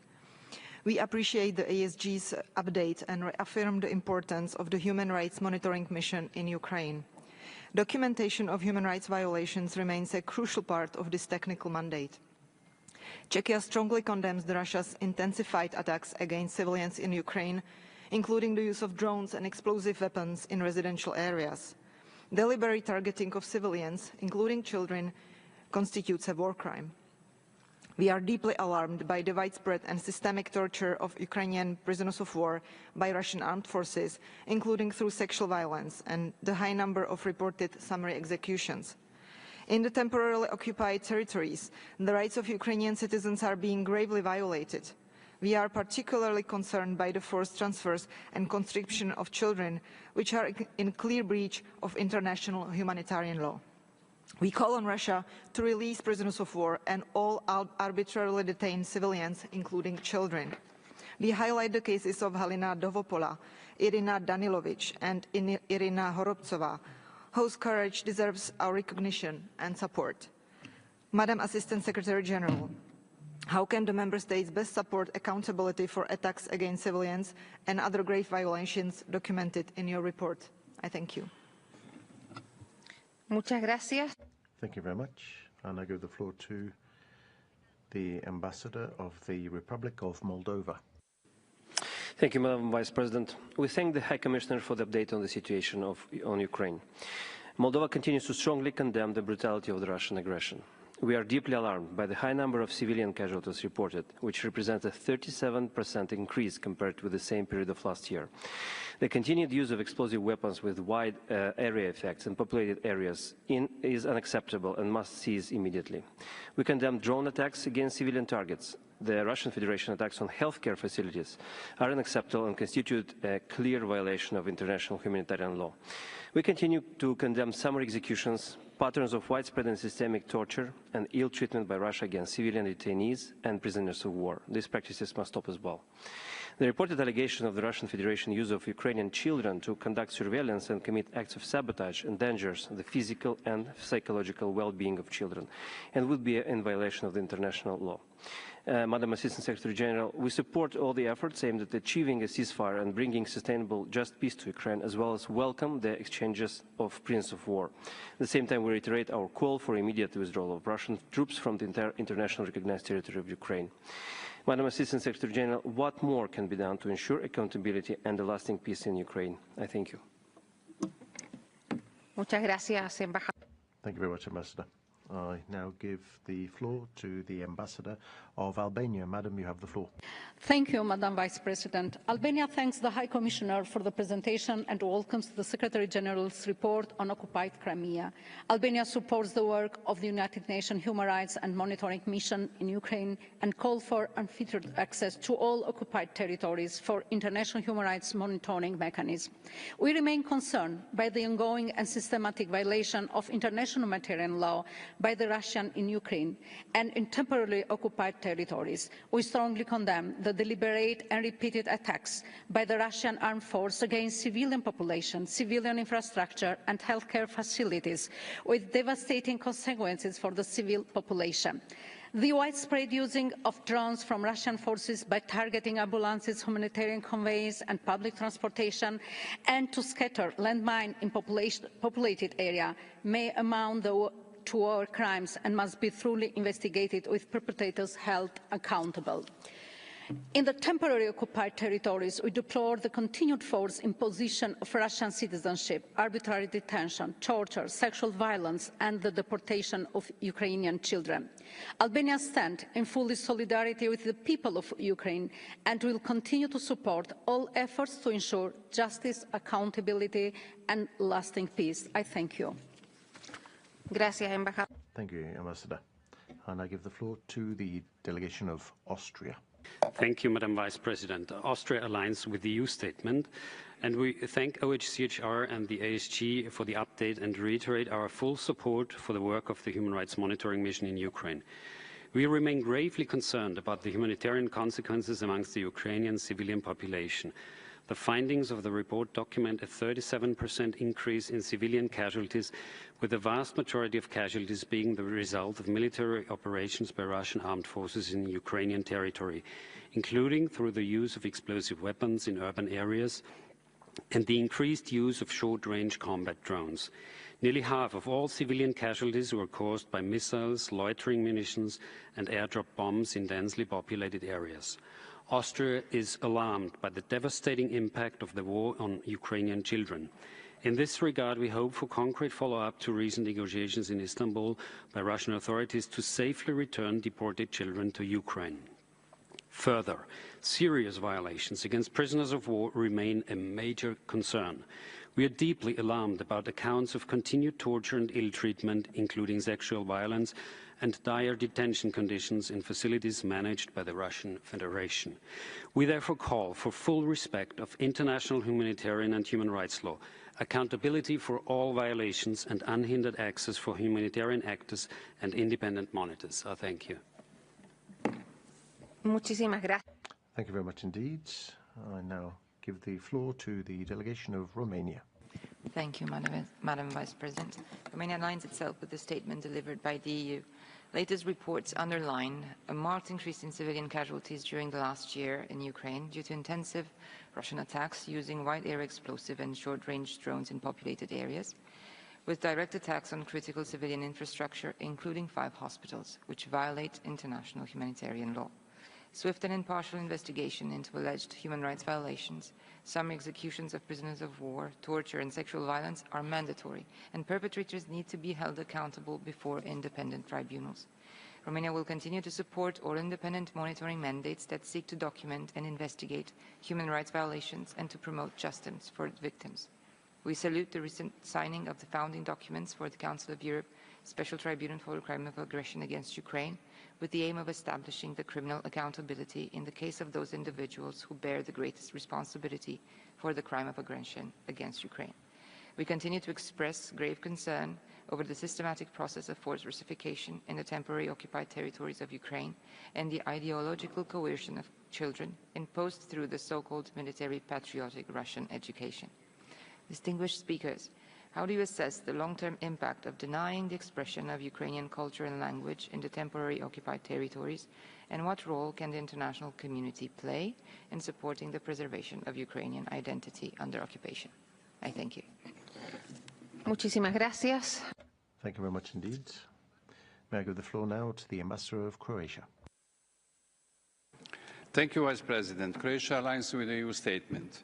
Unfortunately, Russia continues conducting unlawful attacks with explosive weapons and drones in populated areas of Ukraine. Such attacks cause numerous casualties and a wide-scale destruction of civilian infrastructure, including hospitals, contributing to the unnecessary suffering. We remain deeply concerned about the scale of human rights violations, including the use of children to commit acts of sabotage and arson, and executions of Ukrainian military personnel captured by Russian armed forces. Despite numerous reports of Russia's grave violations of international law, its aggression persists. While Croatia welcomes the recent agreement on the exchange of prisoners of war, which has enabled the return of combatants to their homes, the Russian Federation has yet to show genuine commitment to peace. Croatia continues to call for a just and lasting peace in Ukraine, in line with the principles of the UN Charter and international law, with respect for Ukraine's sovereignty and territorial integrity. Madam SG, in light of the last week's agreement between Ukraine and the Council of Europe on establishing a special tribunal for the crime of aggression against Ukraine, what opportunities do you see for this tribunal to meaningfully contribute to delivering justice for victims? I thank you. Thank you very much indeed. I now give the floor to the Ambassador of Luxembourg. You have the floor, sir. Thank you, Madam Vice President. Luxembourg aligns itself with the statement made by the European Union. We welcome the report of the Secretary-General and reiterate our unwavering support for the sovereignty and territorial integrity of Ukraine, including Crimea and Sevastopol, which are temporarily occupied by the Russian Federation. The conclusions of the report are in line with the case law and jurisprudence of the European Court of Human Rights, and which document grave and systematic violations of human rights, arbitrary detentions, torture, forced transfers, in particular of Ukrainian children, repression of minorities, in particular the Crimean Tatars, the imposition of Russian law, attacks on fundamental freedoms, and persecutions motivated by language, ethnic origin, or political positions are unacceptable and run counter to international humanitarian and international human rights law. These elements fully justify following up on all reports and interactive dialogue as provided for by Resolution 53/30, we call upon technical assistance to be provided to Ukraine to support democratic institutions, transitional justice and complaint mechanisms, and the rigorous documentation of international crimes. Luxembourg supports fully international efforts to guarantee accountability, in particular through specialized mechanisms, and encourage cooperation between international jurisdictions, human rights institutions and civil society. In this context, how can we envisage cooperation with the Special Tribunal for the Crime of Aggression against Ukraine recently established by the Council of Europe? How can we bolster global efforts for accountability to push forward with justice for victims? Thank you. Gracias, embajador. Thank you, Ambassador. I now give the floor to Bulgaria. Vice President, Bulgaria aligns itself with the EU statement. We welcome the interim report of the Secretary General and thank for the update of the ASG. Bulgaria reiterates its strong condemnation of Russia's aggression against Ukraine. We remain deeply concerned about the violation of international human rights and humanitarian law by the Russian Federation in the temporarily occupied territories of Ukraine, such as disrespecting the laws in force in the country, forced deportation, and especially that of children, ill treatment in places of detention, confiscation of property, violation of the freedom of expression, media and religion. We call for effective investigations, therefore.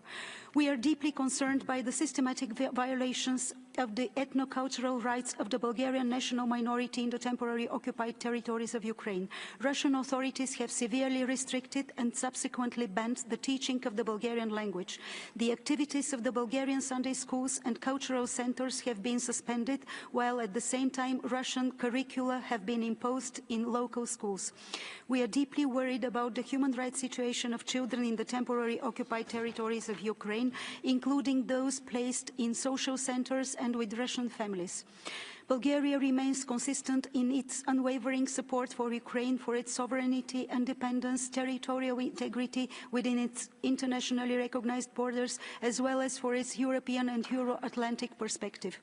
Madam Assistant Secretary General, what, in your view, is the most effective way to ensure the full accountability for human rights and humanitarian law violations in the temporarily occupied territories of Ukraine? I thank you. Muchas gracias. Thank you very much. And I give the floor to the delegation of the Sovereign Order of Malta. Madam Vice President, the Order of Malta thanks for the report. We continue to deplore the ongoing war in Ukraine, where millions of civilians are directly affected in their everyday life. Our humanitarian assistance will be tirelessly pursued both in material and in psychosocial support. As the family as such constitutes the essential structure of our societies, we gave special attention to the children, 33,000 of them since the beginning of war. A priority is combating war trauma in children.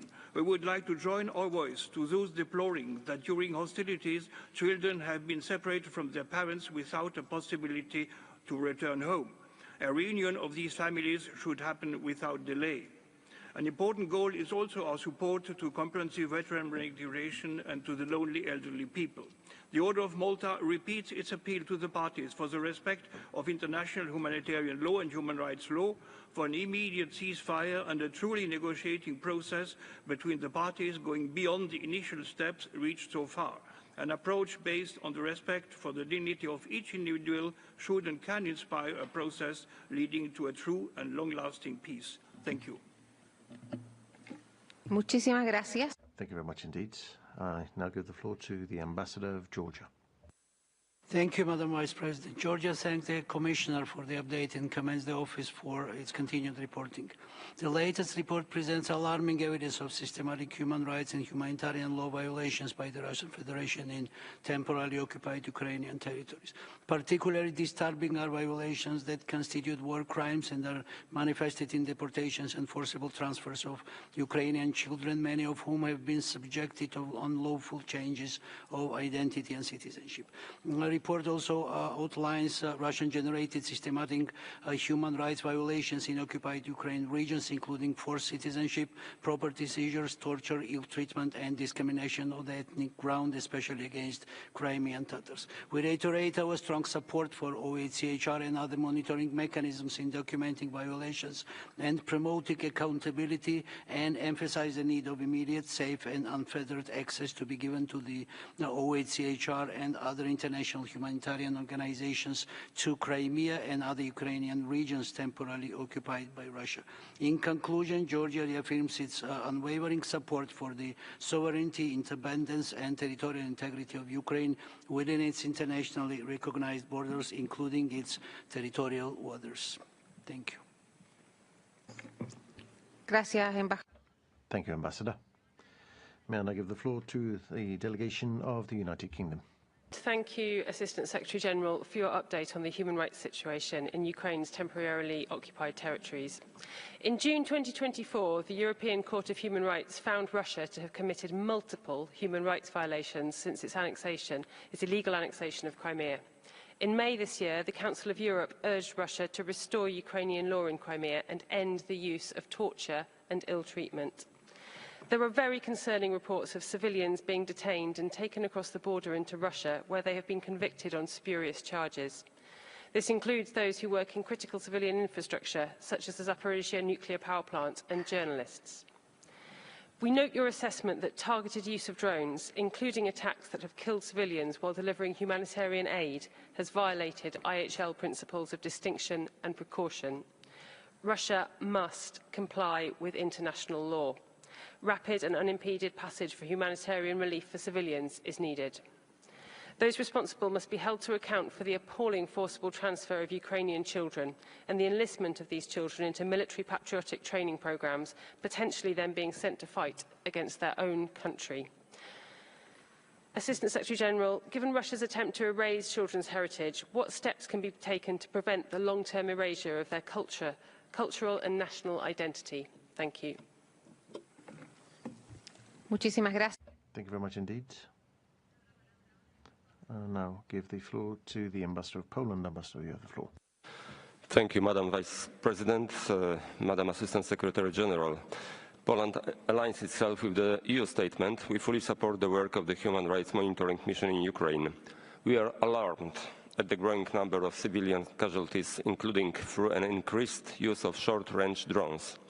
Drones have been used to deliberately attack Ukrainian civilians engaged in everyday activities. Those individuals, clearly unarmed, trusted would not be targeted, and yet they were. We condemn in the strongest terms Russia's use of Ukrainian children to commit acts of sabotage. This is unacceptable under any circumstances. Children must never be used as tools of war. Russia demonstrates a blatant disregard for human rights and humanitarian law.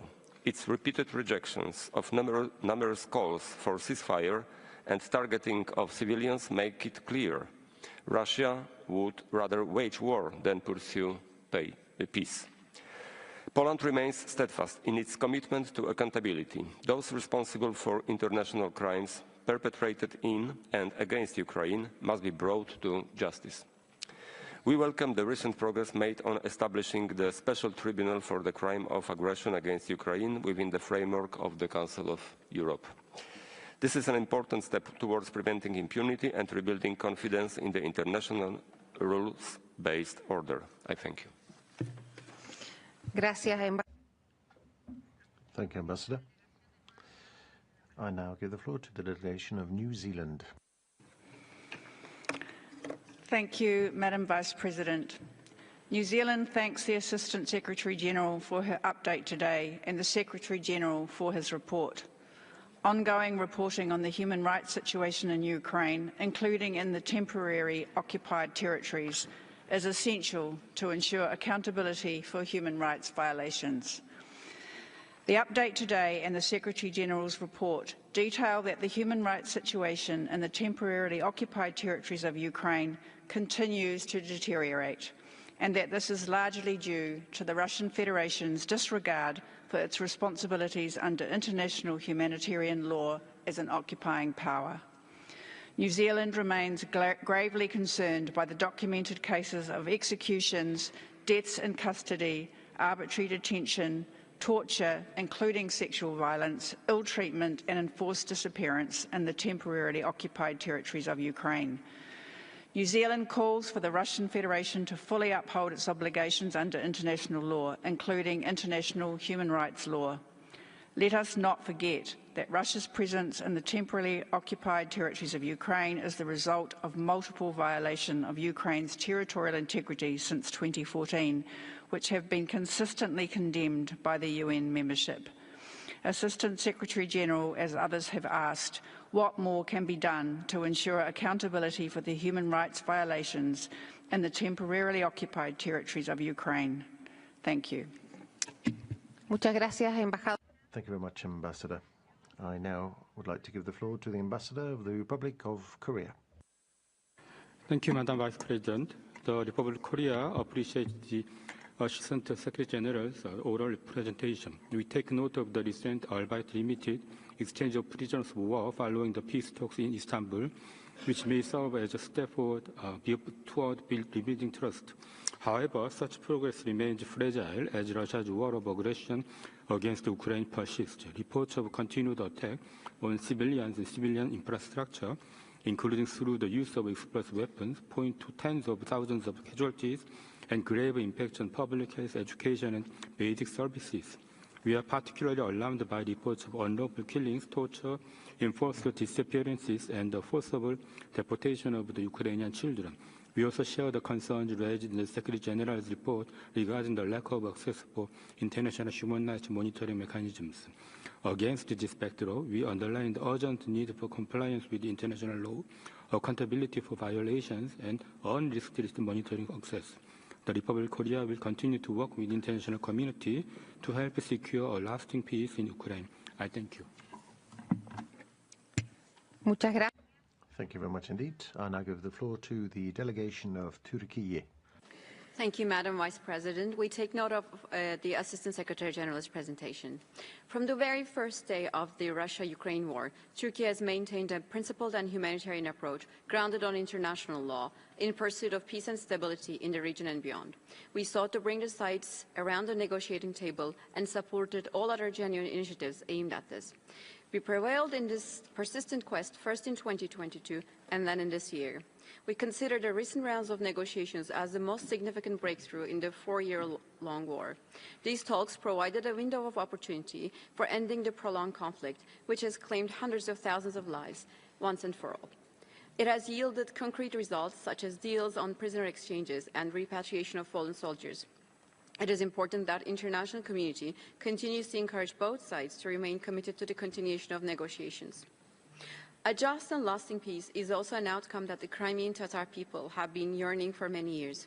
Crimean Tatars have the right to live in their ancestral land freely, securely, and peacefully. Instead, they are subjected to consistent intimidation, mistreatment, and persecution. We will continue our efforts to ensure the safety and well-being of Crimean Tatars, especially for those who live in the occupied Crimea. Thank you. Muchísimas gracias. Thank you very much indeed. I now recognize the delegation of Belarus. Thank you, Madam Vice President. The latest reports from the Secretary General and the oral information from the High Commissioner once again are noteworthy by the lack of balance, their bias and one-sided accusations against the Russian Federation. Once again, we see an instrument of pressure intentionally discrediting one sovereign state. And once again, we'd recall that accusations of this kind do not bring peace closer. And we're seeing that the multitude of violations by the Ukrainian authorities, the rampant Russophobia and hate speech can all be seen as persistent in Ukraine. We're seeing the repression on political grounds, as seen by the situation of the Kononovich brothers, and we call for their immediate release.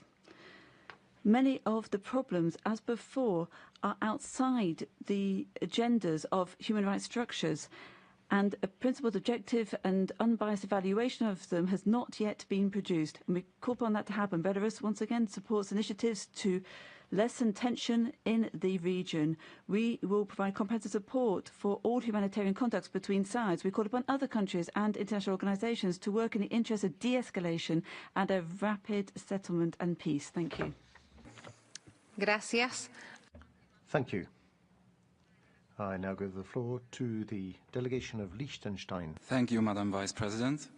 We thank the High Commissioner for his oral update on the situation in Ukraine and the presentation of the Assistant Secretary General's report on the human rights in Crimea.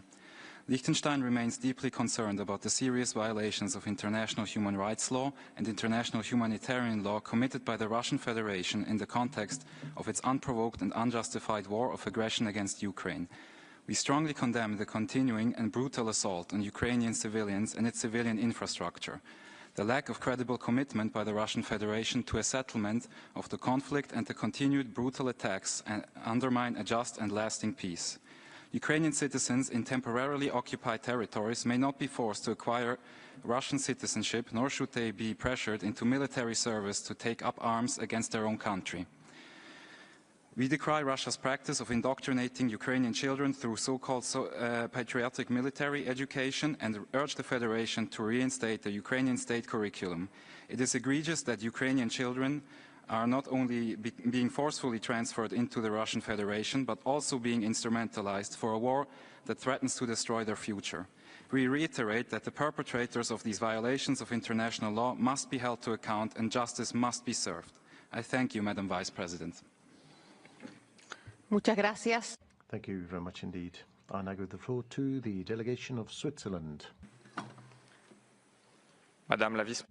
Madam Vice President, Switzerland wishes to thank the Assistant Secretary General for the updated information on the human rights situation in Ukraine and in the temporarily occupied territories. The report of the Secretary General underscores the grave and persistent violations of international humanitarian law and human rights law by the occupying authorities from Russia, including arbitrary detentions, torture, sexual violence, forced displacement of civilians, including children, the forced granting of Russian nationality, discriminatory restrictions to access to vital services for non-Russian nationals, and violations of fundamental freedoms. We firmly denounce these violations by the authorities and Russian armed forces. The report from OHCHR underscores an increase which is alarming in attacks against civilians and civilian property, in particular on essential infrastructure, which are seeing an alarming increase throughout the whole of Ukraine. Switzerland condemns these. They are a manifest violation of international humanitarian law, in particular the principle of distinction. These attacks must immediately cease, and those responsible must be brought to justice. We call upon all parties to fully respect their international obligations. Madam Assistant Secretary General, how can your office contribute to bolstering dialogue with the Russian authorities to ensure the respect of international law? Thank you. Muchísimas gracias. Thank you very much indeed. Ambassador of Canada, you have the floor. Merci, Madame Vice-Présidente. Le Canada. Thank you, Madam Vice President. Canada thanks the High Commissioner and the Secretary General for the reports and support the conclusions and recommendations. We are profoundly concerned as to the ongoing violations of international humanitarian law and international human rights law committed by the Russian Federation in the temporarily occupied territories of Ukraine. We are alarmed by the transfer and forced deportation and militarization of Ukrainian children, and also by the imposition of Russian citizenship and the persistent use of torture, arbitrary detention and sexual violence. We would echo the call for free, unimpeded access of the OHCHR and other monitoring mechanisms of an international nature and regional nature to all of the temporarily occupied territories. We urge all member states to continue to work alongside us and to support efforts aiming to monitor, document and respond to these violations. Canada reiterates its unwavering support to the sovereignty and territorial integrity of Ukraine and shall continue to defend justice, accountability and the protection of all victims. Madam Assistant Secretary General, what efforts are being deployed for the United Nations to have access to the temporarily occupied zones? Thank you. Thank you very much. North Macedonia is next. Madam Vice President, North Macedonia remains deeply concerned by the grave and persistent violations of international human rights and humanitarian law outlined in the Secretary General's report on the temporarily occupied territories of Ukraine, including Crimea and the city of Sevastopol. The report details systemic abuses of the occupying authorities of the Russian Federation, including forced citizenship, conscription, arbitrary detention, torture, and enforced disappearances. The continued transfer of Ukrainian detainees, including children, to Russian territory is a clear violation of the international law. Freedom of expression, religion, and association is being suppressed, particularly targeting Crimean Tatars, journalists, and human rights defenders. Ukrainian institutions are being dismantled and property rights eroded to facilitate demographic changes. North Macedonia joins the Secretary General in calling for immediate, unfettered access for independent international monitoring mechanisms to all occupied territories, the cessation of all violations, and full accountability for those responsible. We reaffirm our unwavering support for the sovereignty, independence, and territorial integrity of Ukraine within its internationally recognized borders. I thank you. Muchísimas gracias. Thank you very much indeed. And I give the floor to Slovenia. Thank you, Madam Vice President. Slovenia aligns with the EU statement. We thank the SG and the OHCR for the update. While we welcome the exchanges of prisoners of war, we remain deeply concerned by reports of torture and other forms of cruel, inhumane or degrading treatment, sexual violence, and of arbitrary detention of civilians, including journalists. Such acts constitute clear violations of international humanitarian and human rights law. They must cease immediately, and those responsible must be held accountable. We reiterate that forcible transfer or deportation of protected persons from occupied territory are prohibited under IHL. All protected persons, among them children, previously transferred within or out of the illegally and temporarily occupied territories of Ukraine must return to their homes. We call on the Russian Federation to refrain from making any changes to the personal status of the forcibly transferred Ukrainian children. All measures in this regard are unacceptable, illegal, and must stop. Slovenia reaffirms its unwavering support for Ukraine's independence, sovereignty, and territorial integrity within its internationally recognized borders. We will continue to stand for protection and respect of human rights of all civilians unjustly swept into this war of aggression. I thank you. Muchísimas gracias. Thank you very much indeed. I now give the floor to the delegation of Eritrea. Thank you, Madam Vice President. My delegation takes note of the oral presentation by the High Commissioner and the interim report of the Secretary General on the human rights situation in Ukraine, including references to Crimea. We underscore the need for all UN reporting and engagement to be guided by the principles of impartiality, objectivity, and respect for sovereignty. The decision of the people of Crimea in 2014 to reunify with the Russian Federation was the result of a democratic process and a legitimate expression of popular will. This reality, however inconvenient to some, should not be dismissed or misrepresented. It is unacceptable to subject Crimea, an integral part of the Russian Federation, to scrutiny within the framework of another state's internal affairs. We are deeply concerned that this agenda item is being instrumentalized for political purposes that undermine the sovereignty and territorial integrity of the Russian Federation. We therefore call for adherence to the United Nations Charter and for an end to the practice of selectivity targeting states, including Russia, under the pretext of human rights through unbalanced and biased reporting that does not reflect the realities on the ground. I thank you. Muchas gracias.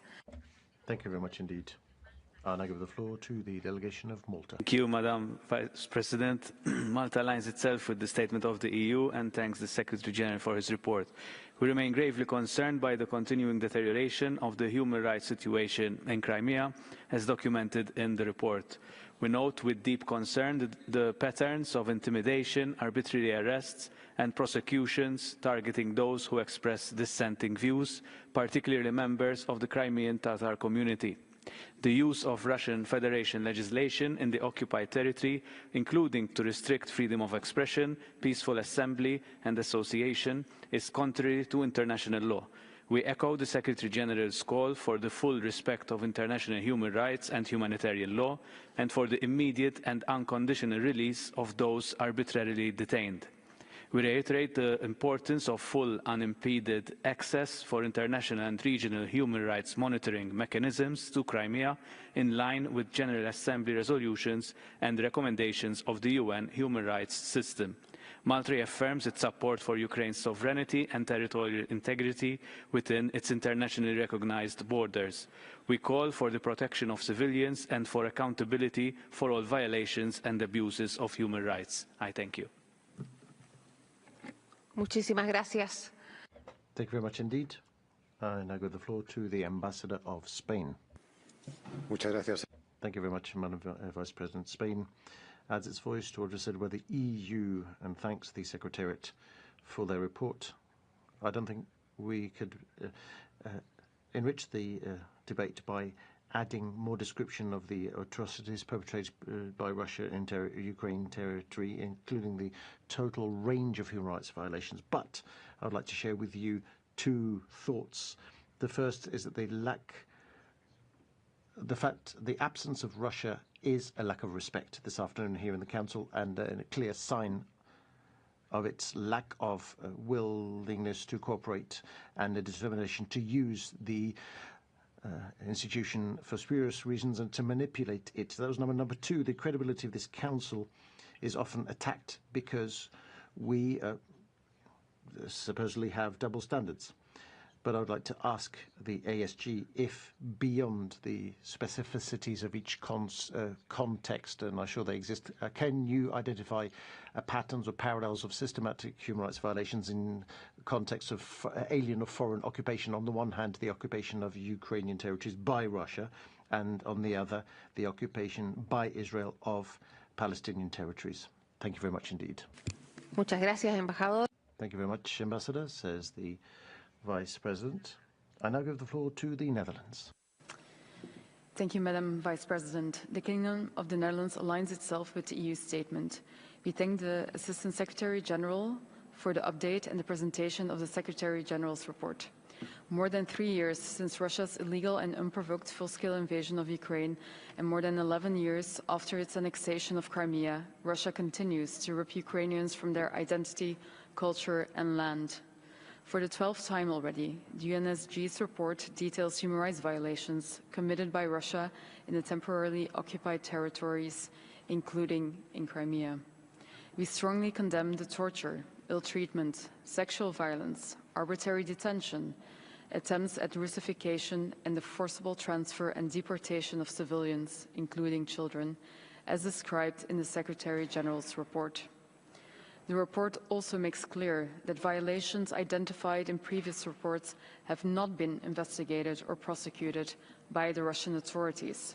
Instead, legislation has been adopted granting immunity to perpetrators of human rights violations. This underlines the need to support efforts at the international level to bring perpetrators to justice. The Netherlands will remain committed to restore justice for the people of Ukraine. Madam ASG, what can be done to provide support to children who have been in Russian so-called patriotic military training? Thank you. Muchas gracias. A continuación. Thank you very much. I now call the Ambassador of Portugal. Muchas gracias, señora vicepresidenta. Portugal welcomes the Assistant Secretary General's presentation of the Secretary General's interim report. We commend the ongoing efforts to shed light on Russia's systematic violations of international human rights and humanitarian law, despite its lack of cooperation. We remain concerned by the widespread repression of fundamental freedoms. The reports of arbitrary detention, torture, enforced disappearances, and forced conscription are unacceptable. As evidenced by the accounts of persecution against journalists, lawyers, civil society actors and Crimean Tatars, there is a pattern of targeted discrimination and intimidation by Russian authorities. We are appalled by the documented cases of forced transfer and deportation of Ukrainian children. Equally troubling are the reported violations of the right to education, including the imposition of Russian curricula and restrictions on the Ukrainian language. We urge the Russian Federation to end its occupation and to comply with its international obligations to ensure unimpeded access to monitoring mechanisms. Portugal reaffirms its commitment to accountability and justice for all victims, as well as its support to the sovereignty, independence and territorial integrity of Ukraine within its international recognized borders. Gracias, señora vicepresidenta.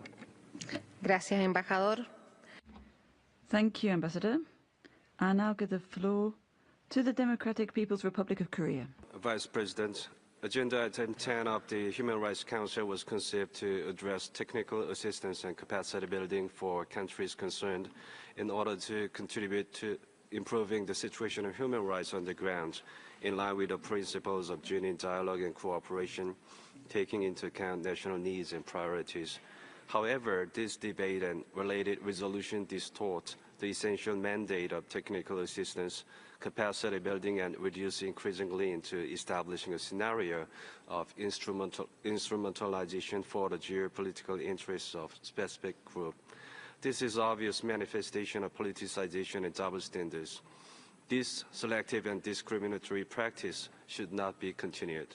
Furthermore, all reports before the HRC should be based on objective, balanced, and impartial assessments on the ground. Politically motivated initiatives or unbalanced and biased approaches are not conducive but counterproductive to the dialogue and cooperation for the promotion and protection of human rights. Thank you.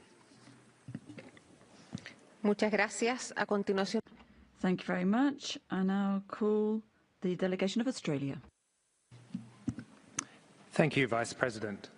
More than 3 years on, we continue to see Russia's blatant disregard for its international humanitarian law and international human rights law obligations. Amid the countless violations outlined, Australia remains deeply concerned by your reports of Russia's violations of the rights of prisoners of war, including widespread and systematic torture and ill treatment. We are appalled by the deportations of Ukrainian children by Russia. We are also alarmed at Russia's abhorrent and ongoing missile strikes on Ukraine. Any direct targeting of civilians is a violation of international humanitarian law. Civilian casualties are increasing at an alarming rate. These attacks demonstrate Russia is not serious about wanting to end its illegal and immoral war. The OHCHR's documentation of human rights violations is essential to efforts to hold Russia accountable for its brutal invasion. Australia supports Ukraine's right to defend itself, which is why we will stand with Ukraine for as long as it takes.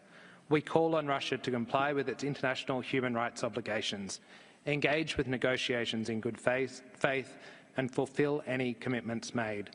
Madam Assistant Secretary-General, how can we ensure accountability for Russia's violations of international law and the generational toll of this war? Thank you. Muchísimas gracias. Thank you very much indeed. I now give the floor to the Ambassador of Greece. You have the floor. Madam Vice President, Greece aligns with the EU statement and thanks the Assistant Secretary-General for her update. We express our serious concern for the findings of both reports and the continuous widespread violations of international human rights law and international humanitarian law committed by Russia in the framework of its war of aggression against Ukraine. We remain gravely concerned by the high numbers of civilian casualties from systematic drone attacks and attacks on hospitals, energy, and other civilian infrastructure by Russia. We are equally alarmed by the situation in the temporarily occupied territories of Ukraine. Reports indicate numerous cases of torture, ill treatment, sexual violence, enforced disappearances, arbitrary arrest, and detention. Ukrainian children are reported to have been forcibly transferred within these territories or deported to the Russian Federation. We are deeply troubled by reports of military training programs and prospects of future military service for children in these areas. We underline the urgent need to ensure safe return and family reunification for all affected children. We reiterate the importance of ensuring accountability for all violations and call on the Russian Federation to comply fully with its obligations under international law. Finally, we reiterate our support for Ukraine's independence, sovereignty, and territorial integrity within its internationally recognized borders and for a comprehensive, just, and lasting peace in line with the principles of the UN Charter and international law. I thank you. Gracias, embajador. Thank you, Ambassador. Ambassador of Belgium, you have the floor. Thank you, Madam Vice President. My delegation aligns itself with the EU statement. Belgium firmly condemns Russia's unprovoked and unjustified war of aggression against Ukraine, as well as its ongoing violations of international humanitarian and human rights law committed in complete impunity. Russia's escalating and systematic attacks on residential areas and civilian infrastructure clearly demonstrates its continued lack of sincerity regarding any path towards peace. While we welcome the recent exchange of prisoners, we remain deeply concerned about those still held in Russian captivity. We call for the immediate return of all prisoners of war, unlawfully detained civilians and children who have been unlawfully deported or forcibly transferred. We are equally alarmed by the coercion of residents in Russian-occupied territories into accepting Russian citizenship and by systematic indoctrination of children. Russia must immediately end its war of aggression, withdraw unconditionally from the entire territory of Ukraine, and put an end to the unbearable suffering it continues to cause. Belgium remains fully committed to a just and lasting peace grounded in international law and full accountability for war crimes and other grave violations. Madam ASG, what more can the international community do to ensure the protection and return of Ukrainian children who have been unlawfully deported or forcibly transferred, and to hold all those responsible at every level fully accountable? I thank you. Muchas gracias. Thank you very much indeed, Ambassador. Uruguay, you have the floor. Thank you very much, Madam Vice President. We're grateful for the High Commissioner's oral update and the presentation of the report of the Secretary General, interim one. We are concerned about the international human rights law, international humanitarian law, international laws, violations by the Russian Federation on Ukrainian territories temporarily occupied. Documented in this report, we appeal to the parties to ensure that UNHCR, the regional mechanisms, regional human rights monitoring mechanisms, can have unfettered access to Ukraine's territories occupied temporarily, to permit the effective application of the UN resolutions. We reiterate the need for accountability for the serious international law crimes committed in Crimea and Ukrainian territory. We return our firm support to the sovereign integrity of Ukraine within its internationally established borders, and we appeal to the Russian Federation to fully abide throughout the territory with its obligations under international law and international humanitarian law. Thank you very much. Muchas gracias. Thank you very much. The Bolivarian Republic of Venezuela, you have the floor. Thank you, Madam Vice President. The agenda item 10 was designed to tackle technical assistance and capacity building to improve human rights situation in the countries concerned with their cooperation. Through dialogue and cooperation, we deplore the fact that under item 10, initiatives far from these clear parameters have been promoted, which is precisely what caused the demise of the now defunct Human Rights Commission. We reiterate the fact that politicization, selectivity and double standards do not contribute in any way to the promotion and protection of human rights and in no way benefit vulnerable people or persons. Madam Vice President, we deplore the fact that Ukraine has become an instrument for the expansion of NATO,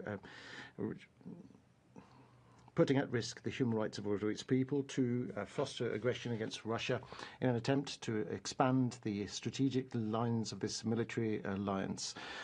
This aggression is reflected in Israel in an increase of anti-Russian sentiment, attacks against the Orthodox Church and its faithful, and the growing practice of torture, including for foreign journalists. Venezuela, a firm defender of the UN Charter, will always advocate for dialogue to guarantee peace. This was the last speaker we could accommodate. We move on now to NHRIs and NGOs. Cedo entonces la palabra a Ukrainian Parliament.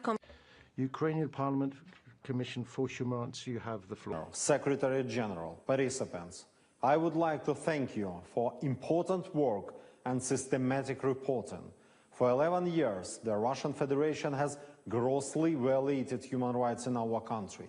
Killings, deportations, torture, sexual violence, unlawful detentions, and executions have become widespread phenomenon.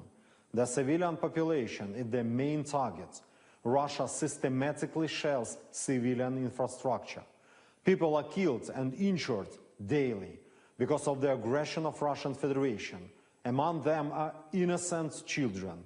That is why I call on the Office of the High Commissioner and the Monitoring Mission to continue and strengthen their efforts to protect human rights in Ukraine, namely, to highlight in reports the systematic shelling of civilian infrastructure and other crimes committed by the aggressor state, to conduct monitoring visits to places of illegal detention on the territory of Russia and demands access to them, to urge stronger international diplomatic and sanctions pressure on Russia to stop the crimes. Human rights must be protected and international humanitarian law must be respected. Muchísimas gracias. Thank you very much indeed. War Resisters International is next. WRI, together with its partner Connection EV, expresses its solidarity with the people of Ukraine suffering from the military aggression of the Russian Federation and call for an immediate ceasefire and peace negotiation. We raise concerns about the Russian Federation forcibly imposing military registration and conscription in occupied territories, pressuring civilians to sign military contracts, and indoctrinating children militaristically. In Crimea, 4 Jehovah's Witnesses have been imprisoned, and illegal mobilization produced over 500 criminal cases. Russian soldiers mobilized in the self-proclaimed republics in eastern Ukraine are unable to refuse military service. In the event of desertion, they face criminal prosecution in Russia and suspicion of treason from the Ukrainian side. As a result, they have virtually no opportunity to apply for asylum in a safe country, and their relocation is nearly impossible. In Ukraine, there are still no effective procedures for conscience objection claims and exemption from military duty. 15 prisoners of conscience detained in prisons and military units, as reported by ECHO, should be released, and objector accused of draft evasion acquitted. The lack of recognition of the human right to conscience objection has also been reported in the OHCHR periodic report, as well as 9 cases of torture and ill treatment of conscience objectors and pressure by military recruiters on members of the legal profession. We urge the full implementation of the human right to refuse military service. We hope the Constitutional Court of Ukraine will promptly satisfy complaints of conscience objectors Dmitry Zelensky and Vitaly Alexeyenko and acquit Vitaly Krushenko. Thank you. Muchas gracias. Thank you very much. And I give the floor to Conscience and Peace Tax International, CPTI. Thank you, Madam Vice Chairman. Madam ASG, while upholding Ukraine in the face of continued Russian aggression, what can its friends do to persuade it to adhere to its own human rights obligations? We await anxiously the Constitutional Court decision on the complaint lodged by Dmytro Zelensky regarding the non-availability during martial law of alternative civilian service for conscientious objectors to military service, on which hinges nothing less than a right which inheres in the freedom of thought, conscience and religion guaranteed by the International Covenant on Civil and Political Rights, and which, as we have heard already, is also being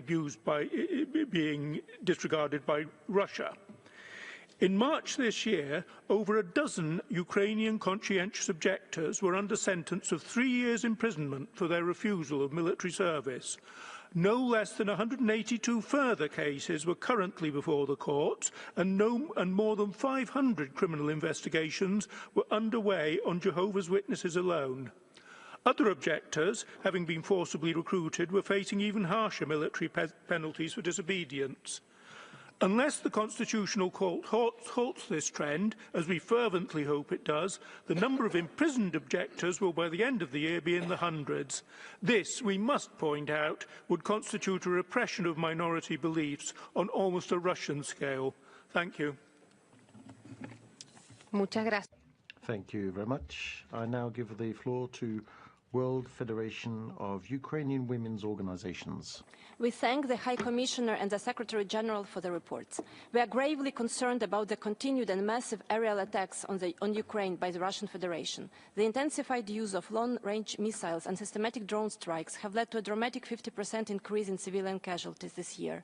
We condemn in the strongest of terms these actions, including the deliberate targeting of residential areas and civilian infrastructure, transportation networks, and emergency and rescue services.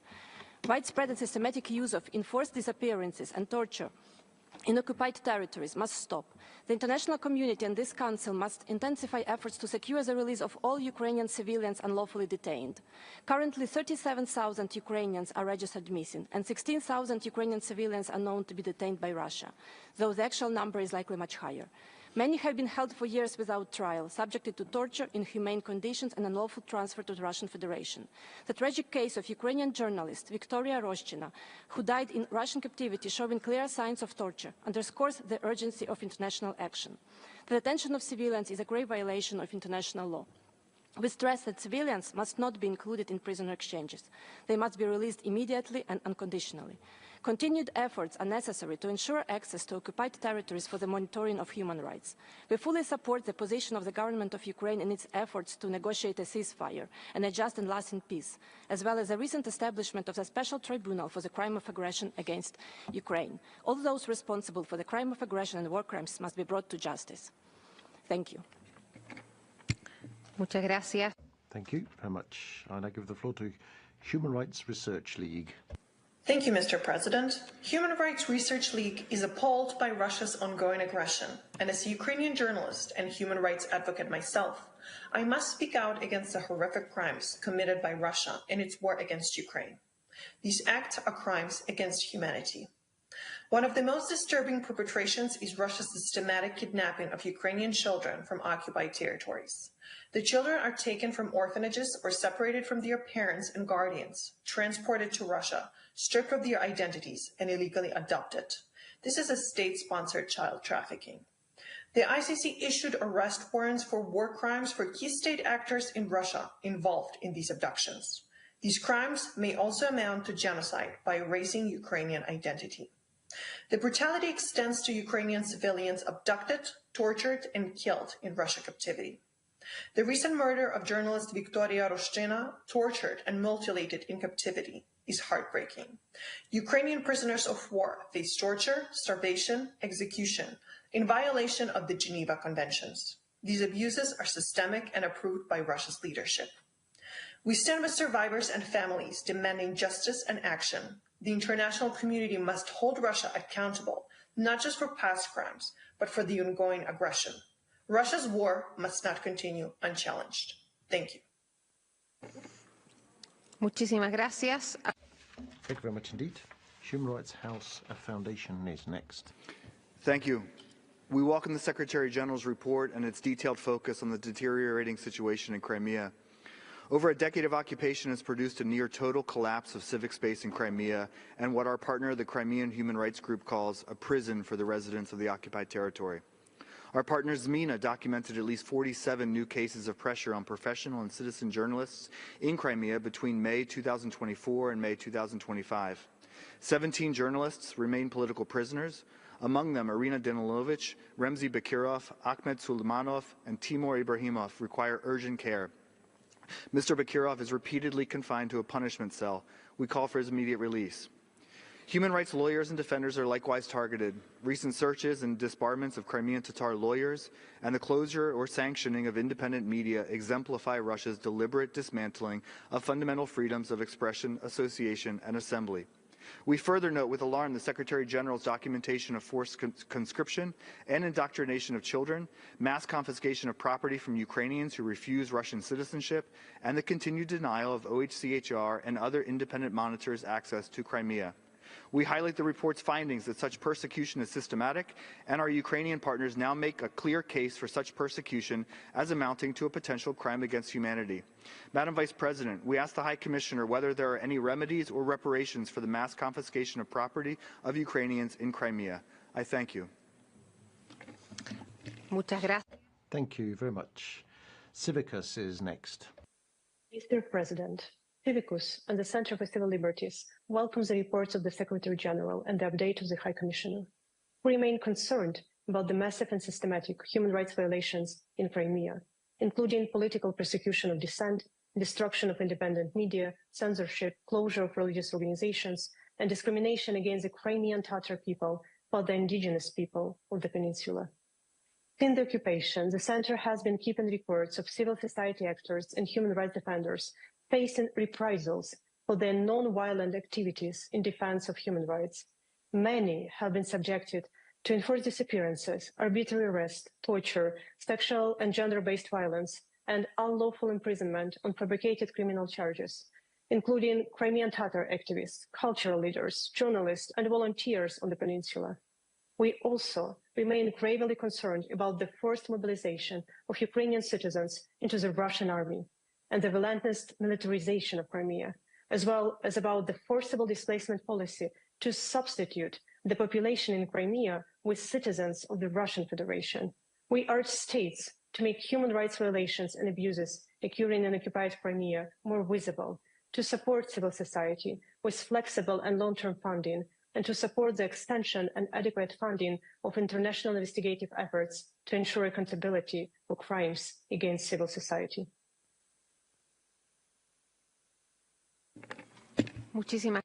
Thank you very much indeed. I now give the floor for a joint statement to Lawyers for Lawyers. Lawyers' Rights Watch Canada, the International Bar Association Human Rights Institute, Frontline Defenders and the Council of Bars and Law Societies in Europe remain deeply concerned about the ongoing persecution of lawyers in occupied Crimea. Those representing Crimean Tatars, Ukrainians, and civil society actors in politically sensitive cases are systematically harassed, threatened, and prosecuted. Their homes and offices are raided, access to clients and case materials obstructed, and their licenses revoked, effectively preventing them from defending political prisoners. Bar associations under the occupying authorities no longer function independently. Disciplinary bodies are routinely weaponized to interfere with lawyers' work, often at the direct request of the Russian Ministry of Justice. These politically motivated proceedings lack due process and gravely violate international standards on the independence of the legal profession. This has led to the disbarment of lawyers Lilia Hametsi, Rustem Kianev, Natsim Shahmambutov, and Alexei Ladin, all targeted for their legitimate work. Such harassment, along with arbitrary sanctions like fines, administrative detention, and unlawful surveillance, has deterred other lawyers from taking up certain cases, making access to independent legal representation virtually impossible, as reflected in the UN Secretary General's report. We urge this Council to call for independent review of all disbarment cases in Crimea and other occupied territories of Ukraine, demand reinstatement of unjustly revoked licenses, and publicly condemn the misuse of legal tools to punish lawyers and human rights defenders. Thank you. Thank you very much. And I give the floor to Ingénieur du Monde. Mr. President, 1,226. That is how many days Ukraine has endured Russia's brutal and unlawful invasion. Each passing day not only claims more innocent lives, but it deepens the failure of this Council to uphold its mandate. The findings in this report by the Secretary General are abhorrent and demand immediate action by member states. Mr. President, the testimonies in this report reveal that both Ukrainian civilians and prisoners of war are being raped and sexually assaulted at the hands of Russian forces. The UN has documented Ukrainian civilians dying in Russian custody after being tortured, abused, and denied even the most basic principles under international law. Ukrainian children have been stolen from their homes and transferred to Russia. Their whereabouts remain unknown as Russian authorities obstruct the efforts of the Red Cross. Meanwhile, inside Russia and across the territories it illegally occupies, fundamental freedoms of expression are under siege. Ukrainian identity is criminalized. Mr. President, the international community can no longer remain idle. Russia's aggression is not only a war on Ukraine, it is a war on human rights, on accountability, and on the very principles this Council was created to defend. 1,226 days. How many more before this Council takes decisive action? Thank you. Muchas gracias. Thank you very much indeed. And I give the floor to the Next Century Foundation. Distinguished members, the Next Century Foundation wishes to express its grave concern over the growing use of autonomous technologies in warfare.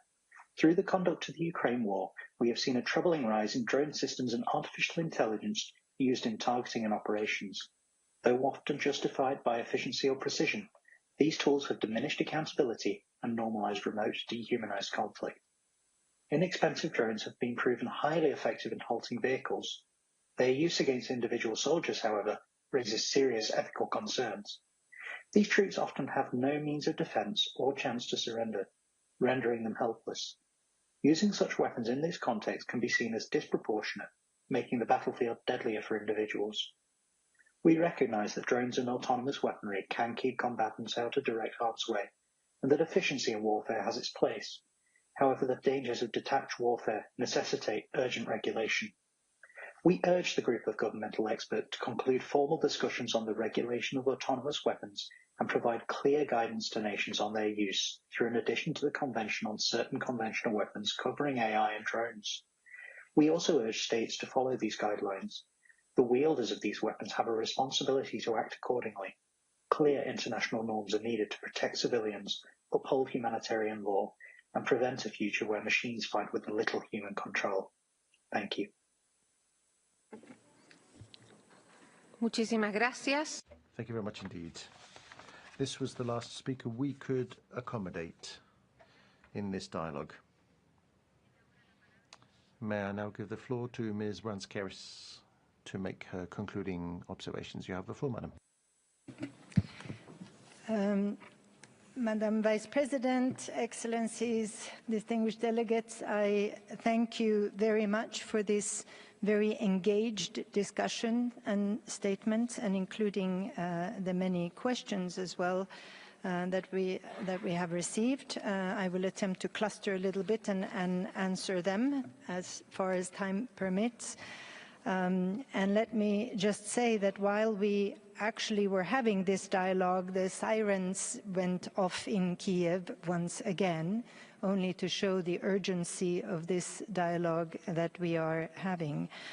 Many questions centered around, and comments as well, centered around accountability. So I will start there. I will not list all the member states who had the questions. You know, you heard them all, but it was obviously a very prominent focus of many of them. We will, of course, continue to call the international community to pursue a just and sustainable peace, and that in line, as we all know, should be in line with the UN Charter and international law, and that includes the diplomacy and dialogue that we will return to. But justice and accountability for those very grave violations and war crimes committed in Ukraine that we have been discussing and that are in the reports, including in occupied territory, are of course indispensable for achieving lasting peace.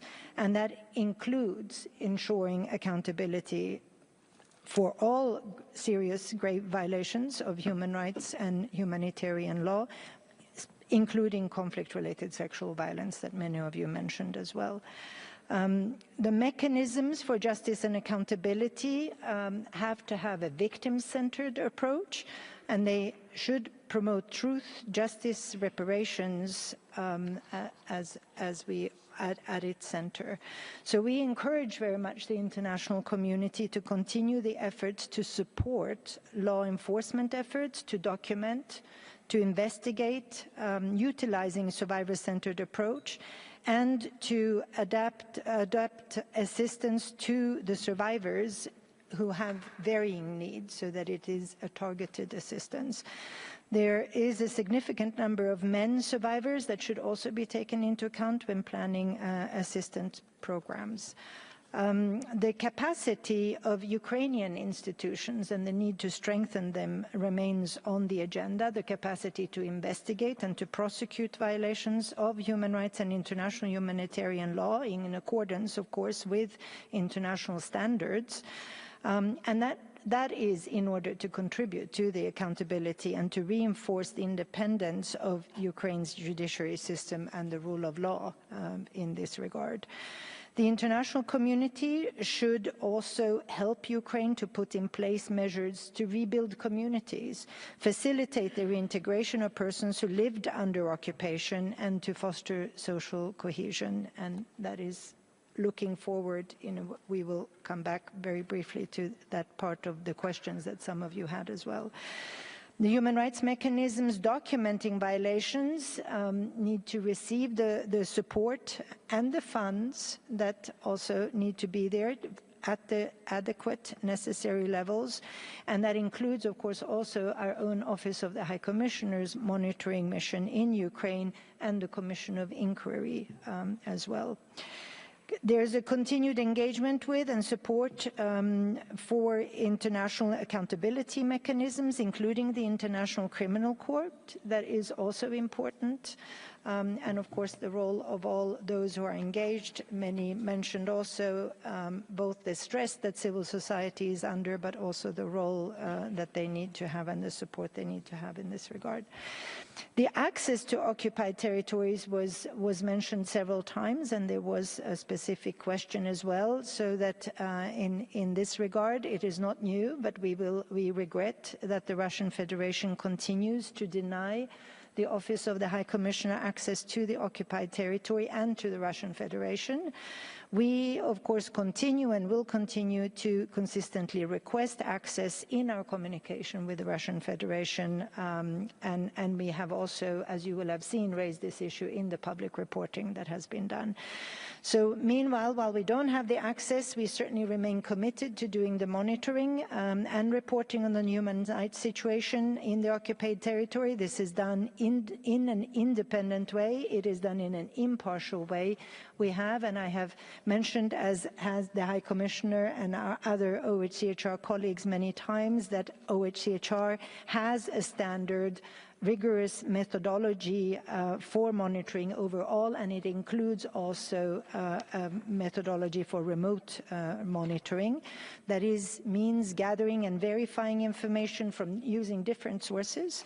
That includes witnesses, it includes victims, it includes satellite imagery, open source materials, but also information made available by the state authorities, but also by the occupation authorities.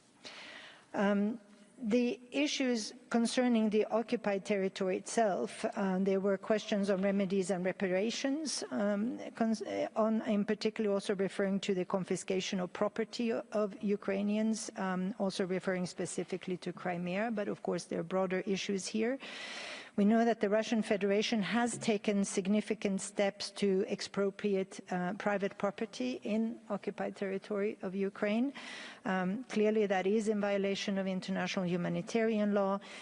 Some recent confiscations have occurred mainly in Donetsk, Kherson and Luhansk regions, but those practices began already in 2014 in Crimea, where property was sold or provided to Russian citizens and military personnel without compensation to the original owners, residents of Crimea.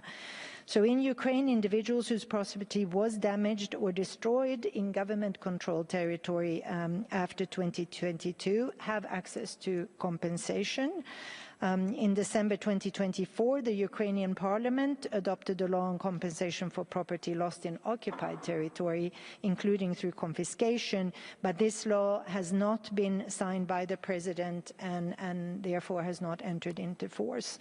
But that's on the Ukrainian side. And several of you mentioned on the international level, the Council of Europe established, preceding the tribunal that was referred to, there is a registry of damage to serve as a record of damage, loss and injury caused by aggression of the Russian Federation. And these mechanisms, of course, cover property confiscated by the occupation authorities, but to the properties that were lost after 24th of February 2022 specifically. So we call on the Russian Federation certainly to refrain from confiscating private property in occupied territory, and we encourage the international community as well as Ukraine to include people who lost their property in the occupied territory before 2022 in all compensation and reparation measures in order to ensure also the equal treatment of victims in this regard. For other issues, and there were issues concerning identity on occupied territory by several questions that were put there, in particular also the preservation of identity under the conditions of occupation. We have indeed, as an office, documented a systematic suppression of Ukrainian culture, language and identity in the occupied territory of Ukraine. Those are violations, very clear violations of an occupying power's obligations under international humanitarian law. And this, of course, is consistent in all cases. This and other violations of humanitarian law, we have the focus on the obligations of an occupying power, of course, is also in all situations where occupations are taking place. So beyond the legal implications, they also have clearly very long-term consequences. There is the social fabric issue itself, the destruction of society, of communities themselves, the fragmentation and the threat to the identities, the Ukrainian identity, community identities. the cultural heritage that risks being lost, as well as linguistic diversity, which of course we should all cherish. But this was also, many of you or several of you mentioned particularly the focus on children and youth as well. So I think this is something we need to focus on. There is a potential long-term and intergenerational effect on this pressure on Ukrainian identity and culture itself and language that needs attention. There's a climate of fear, of repression. The social divisions, of course, will only increase from those kinds of tensions, and that clearly makes any future reconciliation or reintegration much more complicated. So we encourage very much the international community to support civil society and cultural organizations to work on all of these issues and the support for Ukrainian culture and language on the occupied territory. There was a particular question concerning children, and of course in that context of education, very importantly also for that support to be targeted and to maintain also these aspects of cultural identity. And that, of course, would include also those civil society organizations that are active outside of the occupied territory, so that language, history, traditions, and other parts of identity can be preserved. We also encourage the international community to engage with the Russian Federation to urge that full compliance, as many of you did today, with international humanitarian human rights law and the implementation of the recommendations that the Office of the High Commissioner is making and that we have in the reports presented today.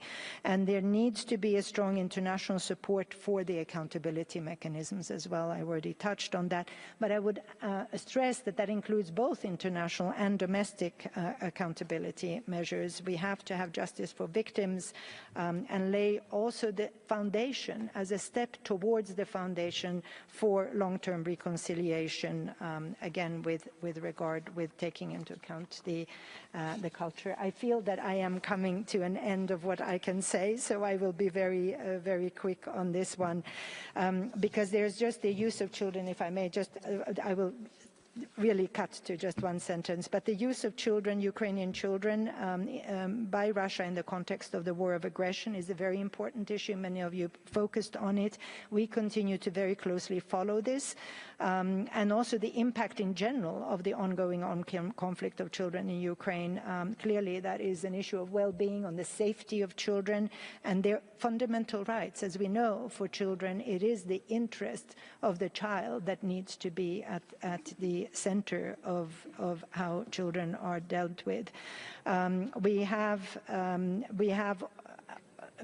the issues are in the reports that some of you referred to, that the cases of unidentified individuals who have contacted children in Ukraine through social media, partly they have been offered money to commit acts of sabotage, acts of arson and other acts of aggression, and also deployment of improvised explosive devices against Ukrainian military targets as well as civilians. And some children have been killed doing this, and in other cases they have been detained, in which case they also face very serious criminal charges. And of course this is really urging you to remember to argue for children being treated as victims and that they get the adequate protection that they need and rehabilitation. I don't have time, I think, to go through the issue. We've had it before, however, on the transferred and deported children. Just to say that we have been trying to verify these allegations. It's a complex issue. We are, of course, urging also the Russian Federation to submit information to the Central Tracing Agency about all the children evacuated and in various ways, including the forcible transfer from the territory of Ukraine to the Russian Federation. There needs to be a family-based also focus when we are calling for the return to their families, but even in those cases where that is not possible.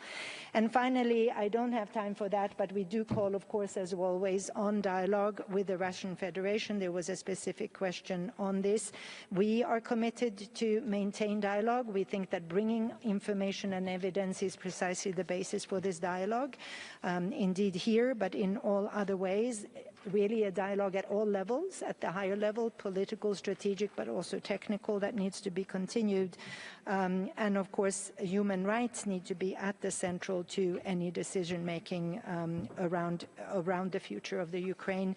There's much work that needs to be done. I think there's work that needs to start already now in looking for not just the future peace that has been referred to, but how to rebuild a society that is cohesive, that takes into account the rights of all persons, that goes to also the transition, taking the very severe and potentially intergenerational damage that has been done to come together. Several of you, and that I will finish, I promise, Madam Vice President, but many of you mentioned what really comes down to the diversity of society. Crimean Tatars were mentioned, other minorities also, and of course we need to go towards and support also Ukraine's path toward that strengthening of a future Ukrainian society that is inclusive, that takes into account, of course, the need for the promotion and of Ukrainian culture and language, certainly under the stress period that has happened now. But of course, it includes also the full respect for the rights of national minorities and all ethnic groups. There would be a lot more to say, but I know I already overstretched my time, and I thank you very much for your indulgence.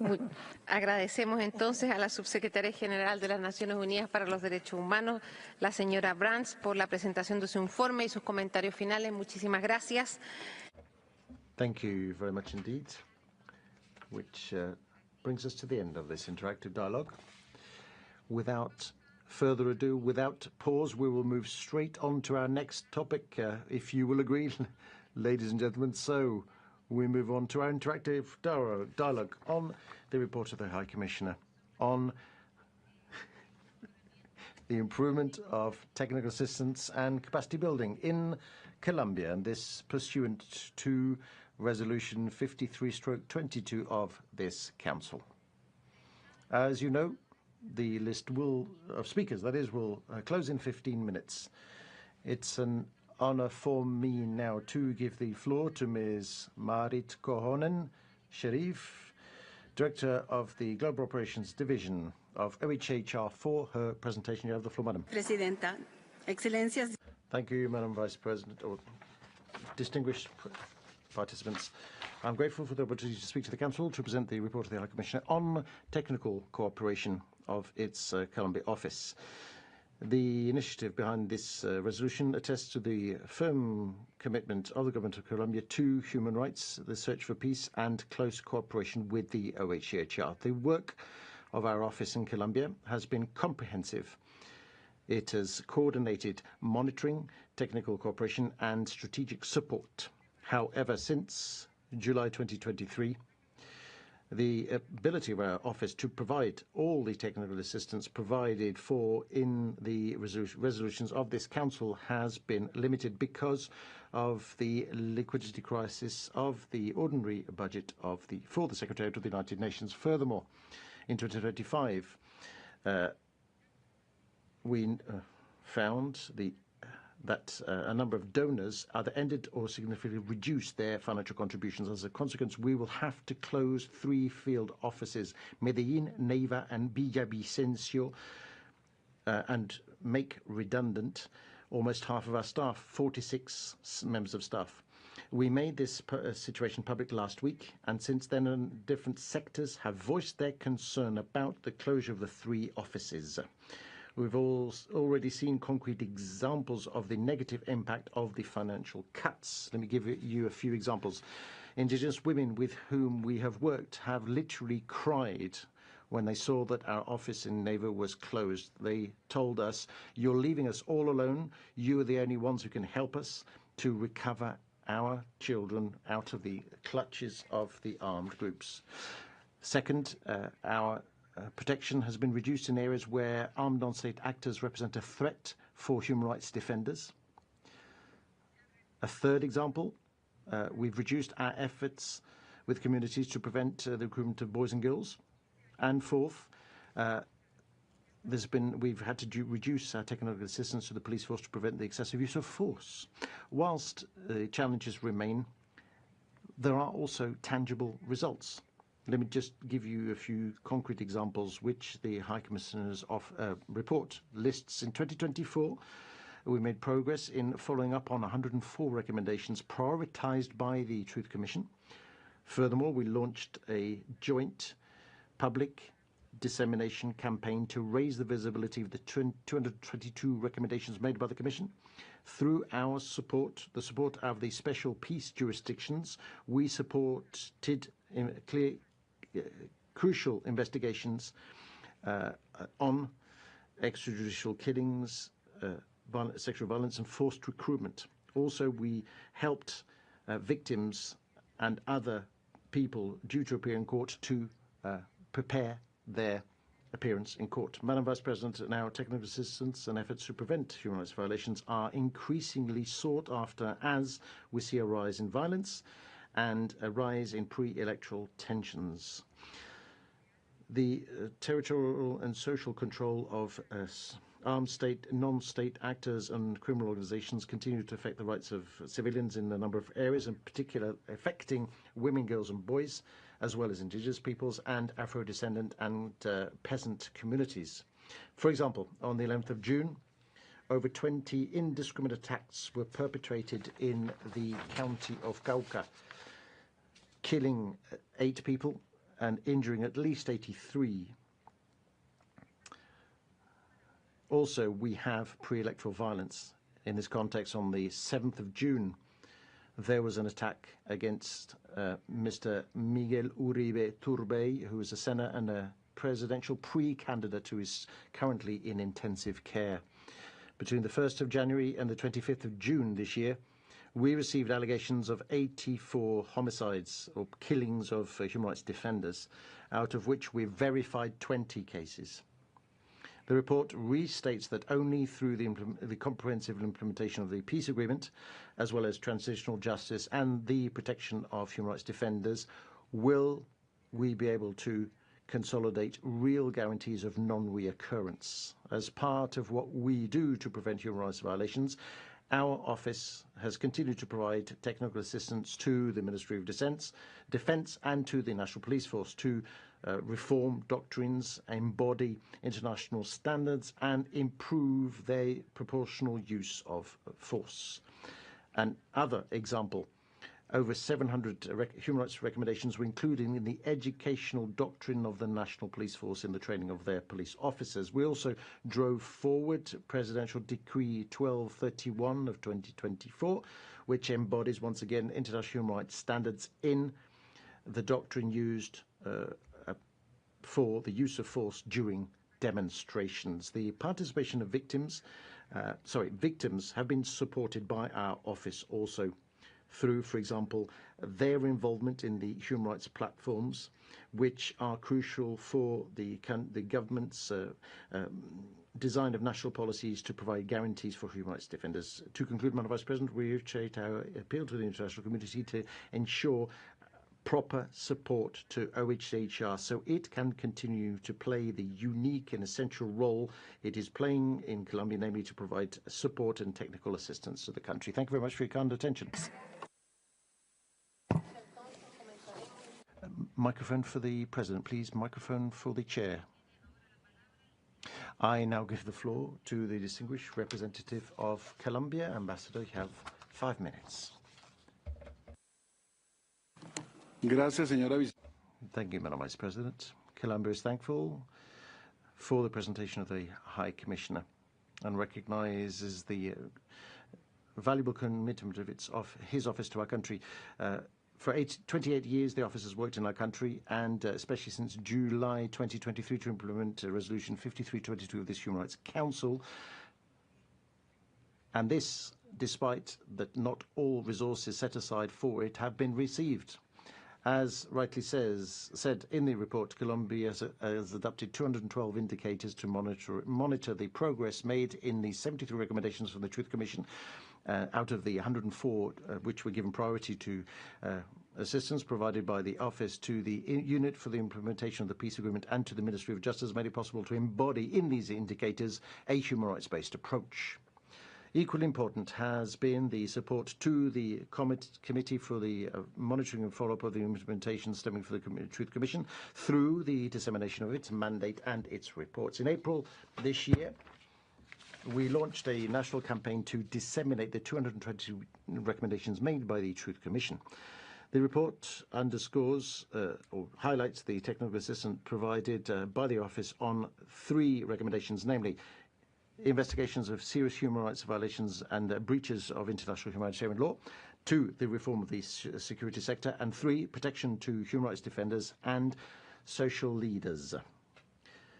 This cooperation has been especially valuable in providing support to the transitional justice mechanisms such as the Special Jurisdictions for Peace and the Unit for the Search of Disappeared Persons, as well as for the support provided to these bodies in emblematic cases related to extrajudicial killings and the killing of human rights defenders. Also, technical assistance provided to the National Commission for the security guarantees, to the Ministry of Defense and to the National Police and to the Congress has been crucial to help them devise public policies to dismantle criminal organizations, to reform the Intelligence Act, and to consolidate an institutional doctrine which has a human rights-based approach, which is based on human rights.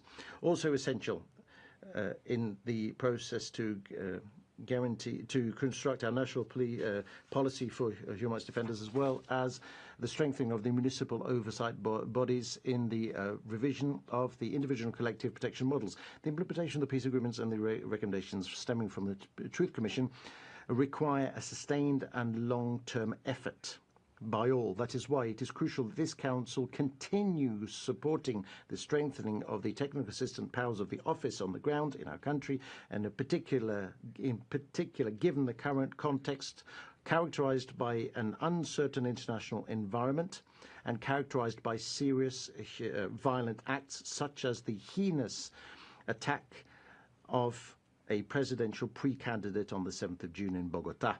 To make progress more effectively in the promotion and protection of human rights in Colombia, what is urgent is that we build a peace culture pursuant to what is provided for in Resolution 5322.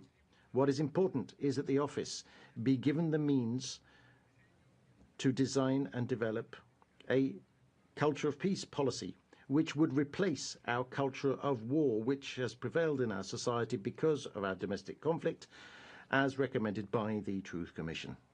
Colombia, in this session of the Council, has submitted a draft resolution to give continuity to Resolution 5322 in connection with 5 recommendations made by the Truth Commission, which are the 4 I've already mentioned and a new one, namely a review of our drugs policy to provide economic, social and health measures to the consumers of drugs and the producers of drugs instead of criminalizing them, because these are people are bent on considering these as unlawful. We should focus on neutralizing the major producers of narco traffic, which is a fuel for armed conflict in our territory. Its dismantling, with the support of the Human Rights Council and the OHCHR, is necessary if we want to make progress towards achieving peace in Colombia. We respectfully invite the members of the Council and member states who are observers to the Council to support this initiative by reaffirming with them the commitment under the Agenda Item 10 as a fundamental pillar of the Council for the promotion and protection of human rights. With your valuable support, Excellencies, distinguished colleagues, High Commissioner,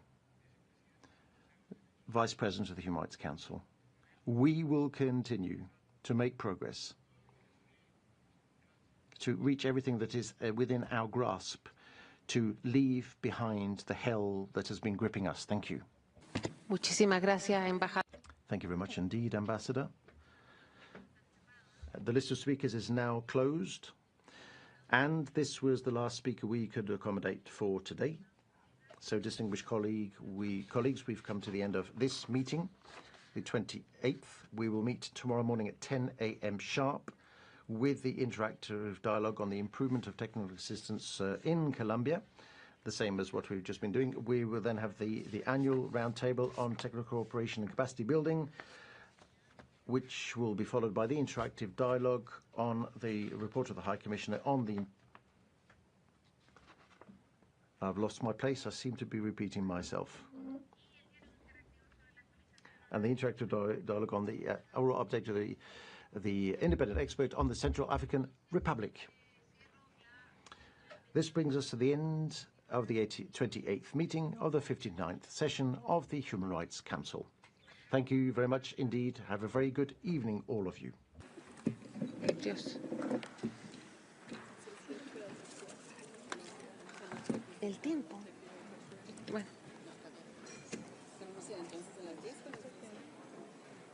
No, yo menos. O sea, perdón.